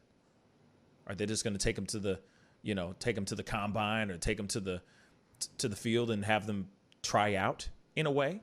You know what I'm saying? Like full on tryouts. Like it'll be a very interesting new approach, right, to everything. A lot of them are going to be gambles. A lot of them are going to be gambles, for real. Now, we also do got to talk about this. So just recently, and this is just speaking of Rona and speaking of everything that's going on, and this is kind of a little bit of local news, but we do got to talk about this because I have a feeling that it's happening, or it will happen in other cities here very, very soon. We got to talk about Wheelhouse, Jack. Yeah. We got to talk about it. So for everybody who doesn't know, Wheelhouse is a very popular restaurant / bar / nightclub here in St. Louis. Okay. Now, everybody and their mama has at least everybody and their mama that is within drinking age. Okay. Within the legal age has stepped foot in this place at least once in their lives. Okay. Single, let's just say the single people at least, have at least stepped in there and has had an opportunity to check the place out. Now, just about 2 weeks ago, Wheelhouse had a video that went viral. There was a post that was posted a while back of the club being absolutely packed to the gills, basically back to what they're used to having. It is a very, very, very popular place. Lots of people go in there. It's that spot that people go to hang out and social mingle. So anyway, this particular video it was like a IG story. So this story went viral. It got passed around all throughout St. Louis. And of course, as I like to say all the time, people were up in arms about it. They were literally just posting it, saying, you call this social distancing, you name it. Every negative thing you can think of was thrown at Wheelhouse. So that very day that video went viral, or actually, sorry, after the announcement that we were having new restrictions about, bars are going to be closing at 10 p.m., restaurants and bars are only allowed to have 25% capacity now instead of 50, because you got to remember, we had something where we were supposed to be at 50% capacity, and this particular bar or club, restaurant bar club, was packed. Like, this is beyond 100%. Okay, back to the normal thing. So the mayor of St. Louis said, we are going to be sending out citations to certain bars and clubs around St. Louis, telling them they must shut down for 2 weeks because of because of footage that was out. They didn't say it was going to be this place called Wheelhouse, but they obviously everybody and their mama knew that it was going to be them. Well, what happens? The place gets shut down. And now, from my understanding, Wheelhouse is looking to sue the city for shutting them down. Now, let me ask you guys this. This is my question, because there have been other places that have been that have sued or have put out lawsuits towards their cities because they weren't allowed to open up their doors. And that is from gyms to nail salons to anything, restaurants, you name it. Okay, so let me ask you this: do you think that restaurants or said businesses have a right to sue their own city if they are not implementing and exercising the mandates that have been put out in said city? Comment down below and let me know what you think. Jack, I got to ask you this. Okay, so sure, you can go ahead and sue, but a ruling came back already in this lawsuit from Wheelhouse and Start Bar. There's a couple other places that were also shut down, Big Daddy's on the Landing and another place too. But the two that filed the lawsuit were Wheelhouse and Start Bar, because they were forced to close on July 28th after the videos came out at different locations, and they got shut down because they have obviously ignored public health orders, and that is what the mayor said. Well, they sued, saying that they were trying to follow the mask mandate. They require their workers to wear masks. They require people to wear masks when they come into the restaurant. If they're eating or drinking, that they don't have to have a mask on. And they're saying, well, basically, we never issued any citations from before we got the shutdown, and that we can't be the mask police, basically. Well, a judge agreed with the city ruling, saying that the health department has the authority to close down businesses violating public health orders during the pandemic. So that stated the court's limited role of judicial review is not to assess the wisdom of the orders, but to determine whether the order violates the law. The court finds that they do not violate the law because they have a real and substantial relation to the goal of stemming the tide of a public health pandemic. Further, 19 CSR 20-20.0403 specifically authorizes to director to close any other place when the director finds that the closing is necessary to protect public health. As the closure relates to a pandemic, the process prior to the closure is that the public is placed on notice that the law allows for such closures.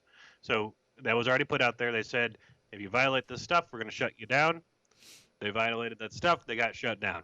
Mm-hmm. So, but do you think? But the thing is like, do they have a place to sue? Like, no. if somebody comes out and says, "Hey guys, place needs to, we have to be 50% capacity," then you see a video. Like, I wish I could pull up this video, I wish I could find this video. I need to find this video so that you guys can see it for yourselves, because it is packed. Bruh, place is packed, packed. And the thing is I'm not sitting here saying, like, here it is. I'm not knocking Wheelhouse. I like Wheelhouse. It's a fun spot and all that. But this place is packed. So the only question I ask is, do they have a place to sue the city? Do they even have a fighting chance? That's the question. Because there was a couple other spots that were suing because they weren't allowed to open. There were gyms that were causing a stir, and local as well. I've seen all kinds of stories all over the place of places that are sitting there going, "Oh, hell no. You telling me I can't open? I'm going to sue." Now, that's a question, I guess. What are your thoughts on it? But go ahead, Jay. They have the right to sue, but they lost it. They didn't, their lawsuit was denied. It was denied. So, yeah. And it sucks because now they have to be on pins and needles now. Like they are not pins and needles. They're basically walking on thin ice right now. From my understanding, if they even see any employee just pull down their mask to even breathe for a second, even if they just did this, they can get shut down within seconds, which is, I think, a little ridiculous. And Cameron, you're right. You can sue for anything, honestly, and that's very true. You could sue for anything, but they were shut down for 2 weeks. I don't know if they're officially. I don't know. Like this past weekend, I don't know if this past weekend they were back open again. But you know, I don't know. Like, I guess it's the question of what people feel is right. You know, if you got a place that is packed like it usually is, but we're in a time during, like, we're in this time, does it make it fair for them to go back to how things used to be? You see what I'm saying? Or is that just being selfish? Well, I sent you the link in a video to that video in the email. Thank you you. Check that out. Yes. But there's also some other breaking news that I saw that, you know, is a little bit hold off on. topic. Yeah, Yes. hold that so we can get this one nice and clean, and then I will then we'll go into the breaking news. We got some time. So I sent you that link too. Yeah, I'm waiting for it to come back down from space to me, because I do want to see you guys. Oh, whoa, okay. Yeah, we'll look at that too here in a second. Don't say anything yet, Jack. Let me just do this really quick. Hold on, I'm going to turn you down real quick. But thank you for the breaking news. That's some breaking news. Whoa. In which we will talk about here very, very shortly, guys. Let me just pull up this video. Internet. Come on, y'all.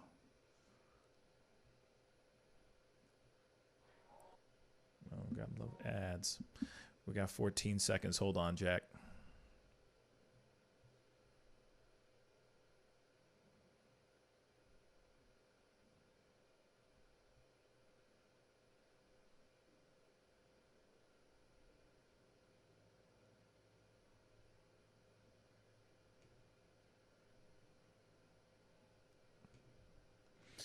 Okay, here we go. This is a little bit of a news clip for you guys, but I want you guys to see this for yourselves. All right? And then check out the actual club itself. The video is in here too. The City Health Department will be taking strong action after a video showed a huge crowd at a popular St. Louis bar. The mayor is not saying at this point, though, what that action might be. The mayor's comments are in response to this right here. Video from the Wheelhouse Bar in downtown St. Louis. As we have been reporting, the video appears to show a large crowd packed closely together and no one wearing a mask. The Wheelhouse just recently reopened after temporarily closing in June due to the coronavirus concerns. Last week, the mayor said the city would be taking stronger action to enforce social distancing guidelines. All right, so that's Wheelhouse for you, okay? And now here's the thing. I've seen it more packed in general. Like, I'm not saying like not at all during the pandemic. That is just the tip of the iceberg of what I've seen. That place usually is packed to the damn gills, like even more packed than that. That is packed, but I've seen it even more packed. That's just all I'm trying to say. It is pretty wild that that is not 50% capacity, for sure. But at the same time, I mean, you know, you got people coming in, they want to go and drink, they want to kick it, they want to let loose, they want to just live life. You want to secure the bags? I mean, I'd be opening the door. I don't know. I'd be opening up the door too. I would. And just hope to God I wouldn't be getting in trouble. I'm being real. I'm sorry. I'm all about like, hey, baby, go get your monies. If you need to make that monies, make the monies. But at the same time, I mean, you know, I'm just being honest. But still, it still sucks. You know what I'm saying? Now, they tried to sue. It didn't work out. So hopefully, I'm just hoping that the city isn't going after them that hard. But I understand that they're going through them with a fine-tooth comb right now. And, you know, Wheelhouse is a fun spot when you get to go in there. It's a cool spot. It's it's a fun spot. I just hope that they don't end up getting closed for good. That would be really crappy. But I understand trying to secure the bags. I understand that. I do. Just to try it in a different way, I guess. So tell us about this new breaking news. This is interesting. Just dropped. Yes, just dropped it like it's his art. Yes. So there's been a massive explosion in Baltimore. It has destroyed several houses. It's killed at least one and has trapped 5 others. Wow. Including some children. Several houses exploded. And is there footage? This is footage caught? Yeah, there's footage of Wow. like the aftermath, I guess. A massive gas line explosion rocked a neighborhood of northwest Baltimore on Monday morning. The blast near Labyrinth and Reisterstown roads killed at least 1 woman and sent 2 people to nearby hospitals. It says that multiple homes appear to be wiped out in the explosion as firefighters frantically sifted through rubble to look for more possible victims. Have mercy. And yeah, it's I got the footage here. Pretty insane to look and see. It's just more, completely leveled homes. This is crazy. Now, this is the aftermath of it. Holy cow. That's so random, yo. That's so random. But here we go. Just take a look at this, guys.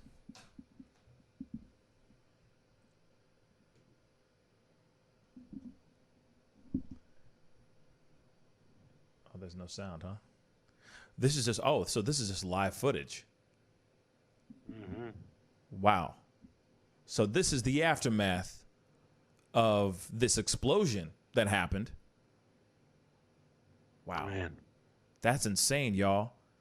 That is insane. Now, the thing is like, not sitting here saying that I want to see the explosion, but I would love to, I wish we were able to see something so that we can actually show, see what the cause of it was. You know what I'm saying? Right. But that's crazy, y'all.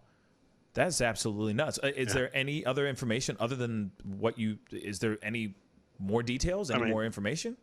This is, kind of all of those, it's all breaking right now. So I imagine by the end of today, there'll be some additional information. Mercy. I mean, this looks like it happened, within the hour or so. So it's a, the officials said the explosion of about 3 homes.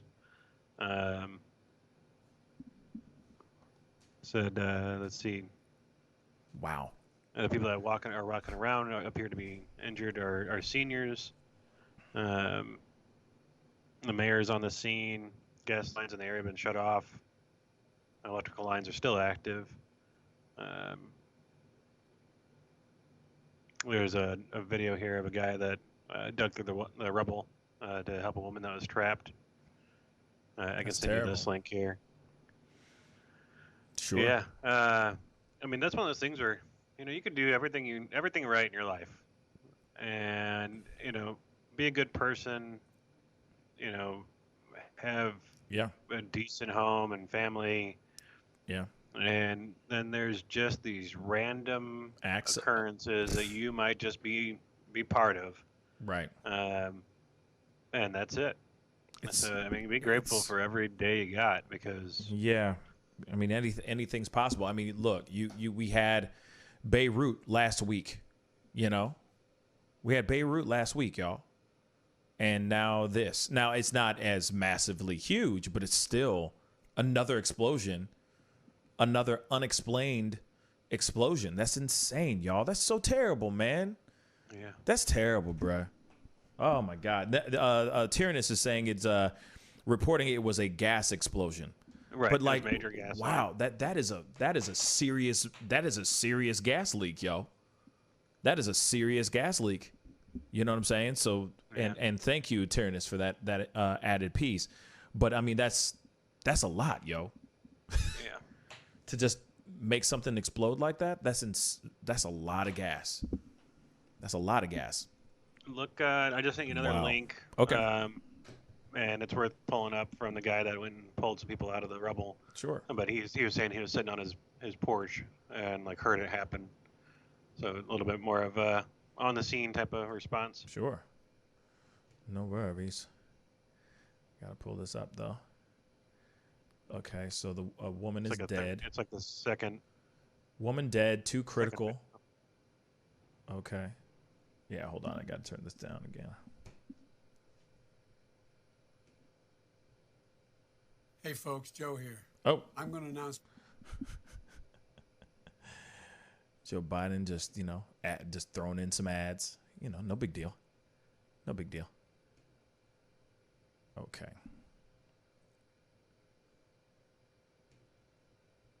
Oh, come on. Here we go. Scene, it was pretty obvious that some sort of explosion did in fact occur, involving a total of 3 homes. At this time, there were 5 people that were involved in that, 3 of which were transported in serious condition to the hospital. We have 1 adult woman who was pronounced deceased on the scene, and we are actively recovering 2 additional people. In fact, 1 person was rescued and being transported just moments ago. Right now, it's unclear on what caused the explosion. We are continuing to search for any additional occupants that may or possibly could have been in the homes. And again, the cause remains under investigation.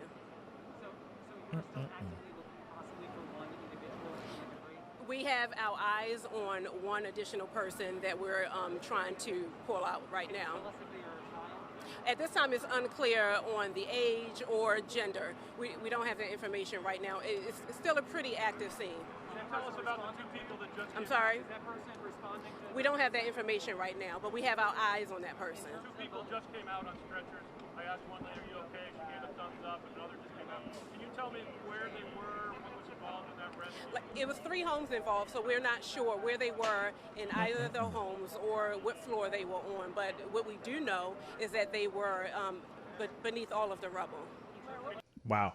This is also live footage as well. Yeah. But still, it's good to have that information, and man, all I can say is I'm sending my prayers out to those people, all the people that are the victim of that explosion. I mean, it's just so crazy that these explosions are a thing now. It's just weird to me that this is, we just got done with one explosion. Are we going to have explosions every week?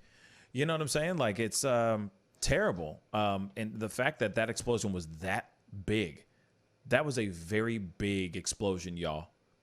Massively big. Yeah. Gas. For gas? Man, it's terrible. Man, it's terrible. I've seen houses put the rubble from meth explosions. Oh, I've seen that too. I've seen those. But they don't look as like they usually will have like a hole in the middle wherever like the thing was that they were using. These were like down to the ground. Yeah. Like that's man. Yeah, that's hopefully full on. The video on that link I sent you, the second one was the guy that was talking about. Oh, there's like it's a little bit further down. Okay. You grab the main video there. Oh, okay, my bad. Yeah. Oh, okay. Guy in the black shirt? Yep. Okay, hold on.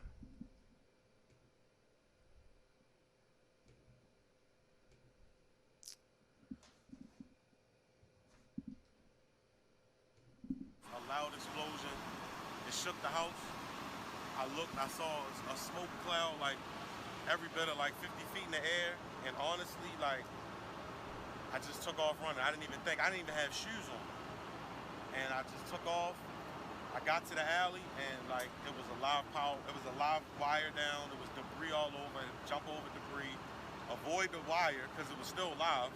And a couple other people from the neighborhood, 4 other guys, and a young lady. And we just went in there. We started trying to get people to call out and figure out where they were at.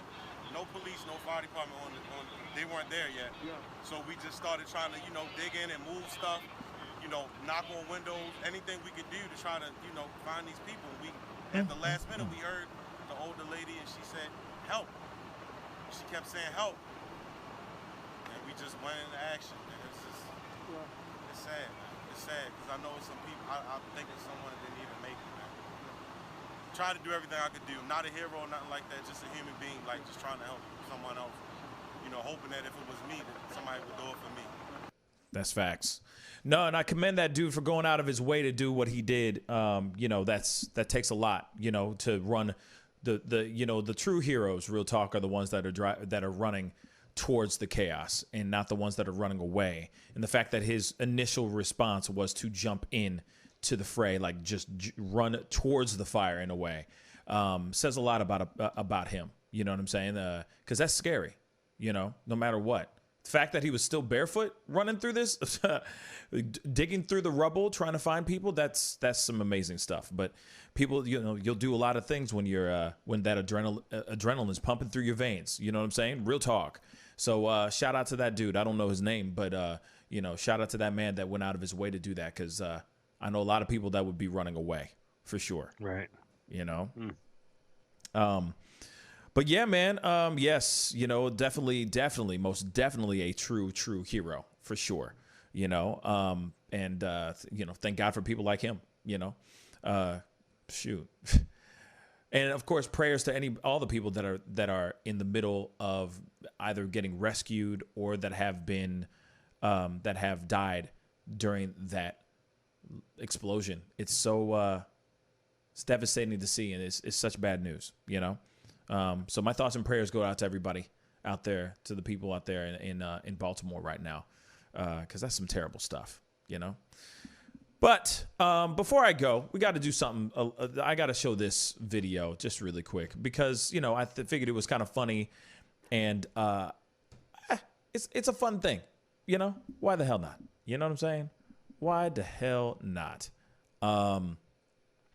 Will Smith went into Will Smith went and did a TikTok collab with Jason Derulo, right? And of course, you know, Jason Derulo's been killing it in regards to these TikToks. I mean, I'm serious. Like, he's one of the main creators on this platform that is just killing it. And you can call him cheesy, you can call him whatever you want. You know what I'm saying? But he's securing them bags for sure. But Will Smith and Jason Derulo got together and they did a fun little TikTok, and I thought it was a little bit funny, and it's cool. So I figured I will show it to you guys and have a good time with it, you know. So let's check it out, and away we go.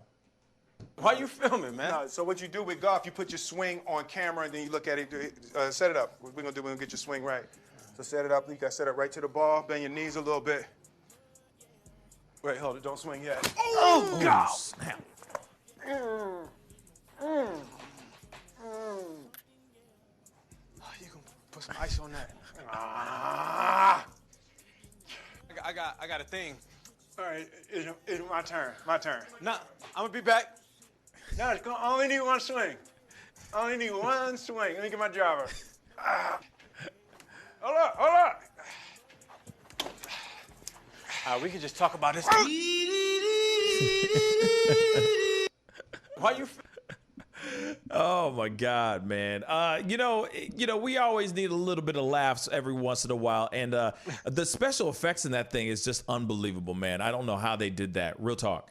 I don't know how they did that. But it was, I thought it was a really cool concept and a really good idea, and I think they killed that. I thought that was really funny. You know, they needed to do that. Real talk. Too much chaos going on in the world.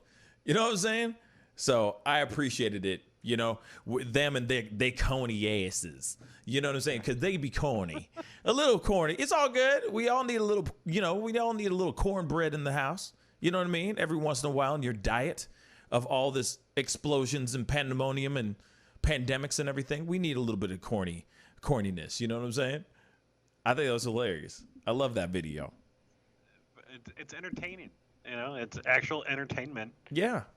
During this time of things that are just not so entertaining. Exactly. And the thing is this is what the thing I've been saying for the longest time. It's like we are in a place and we are in a time right now where we really need to start laughing again.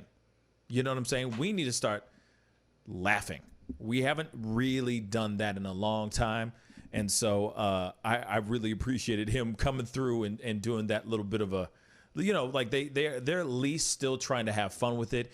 Even with Will Smith's whole entanglement issue, you know, situation. He's at least like pushing forward and just trying to, you know, have a good time, trying to laugh, trying to just secure them laughs.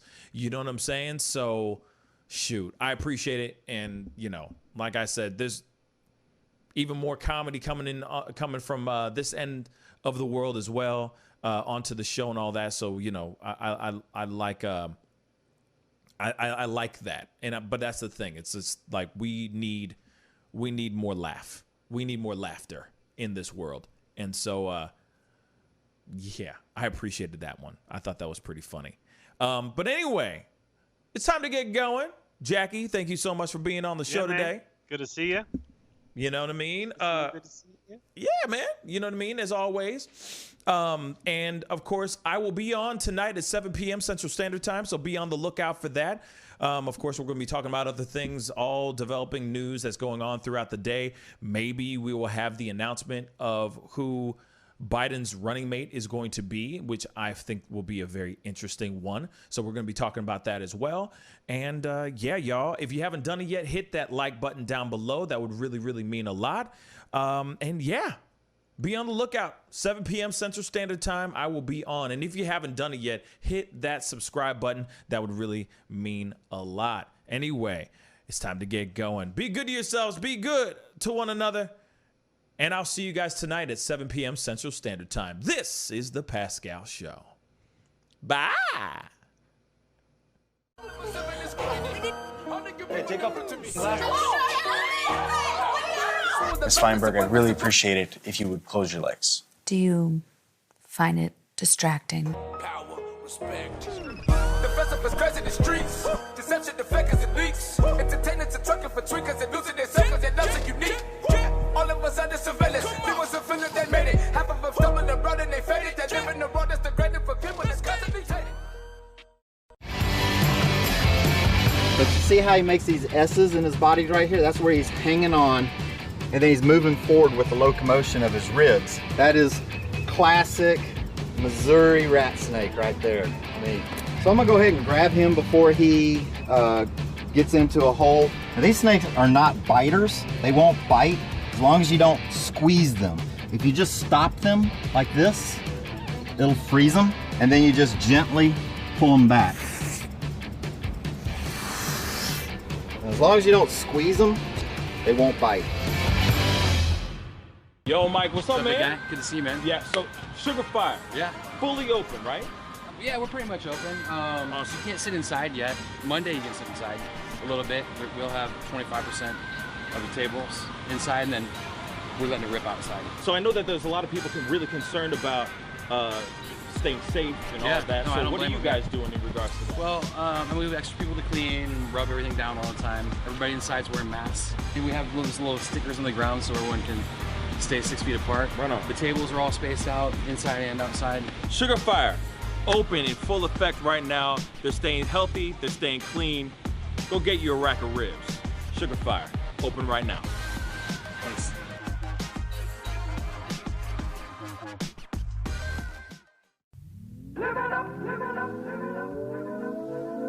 The Fur and Leather Center, providing the highest of fur and leather goods.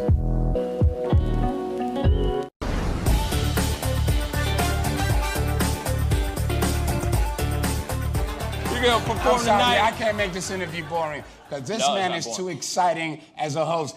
And I'm truly saying this, and if y'all can't do this, me and this man here is gonna leave and go somewhere else where we can get some love. I want everyone in the building to say, I love Pascal on the count of 3. 1, 2, 3. Wow.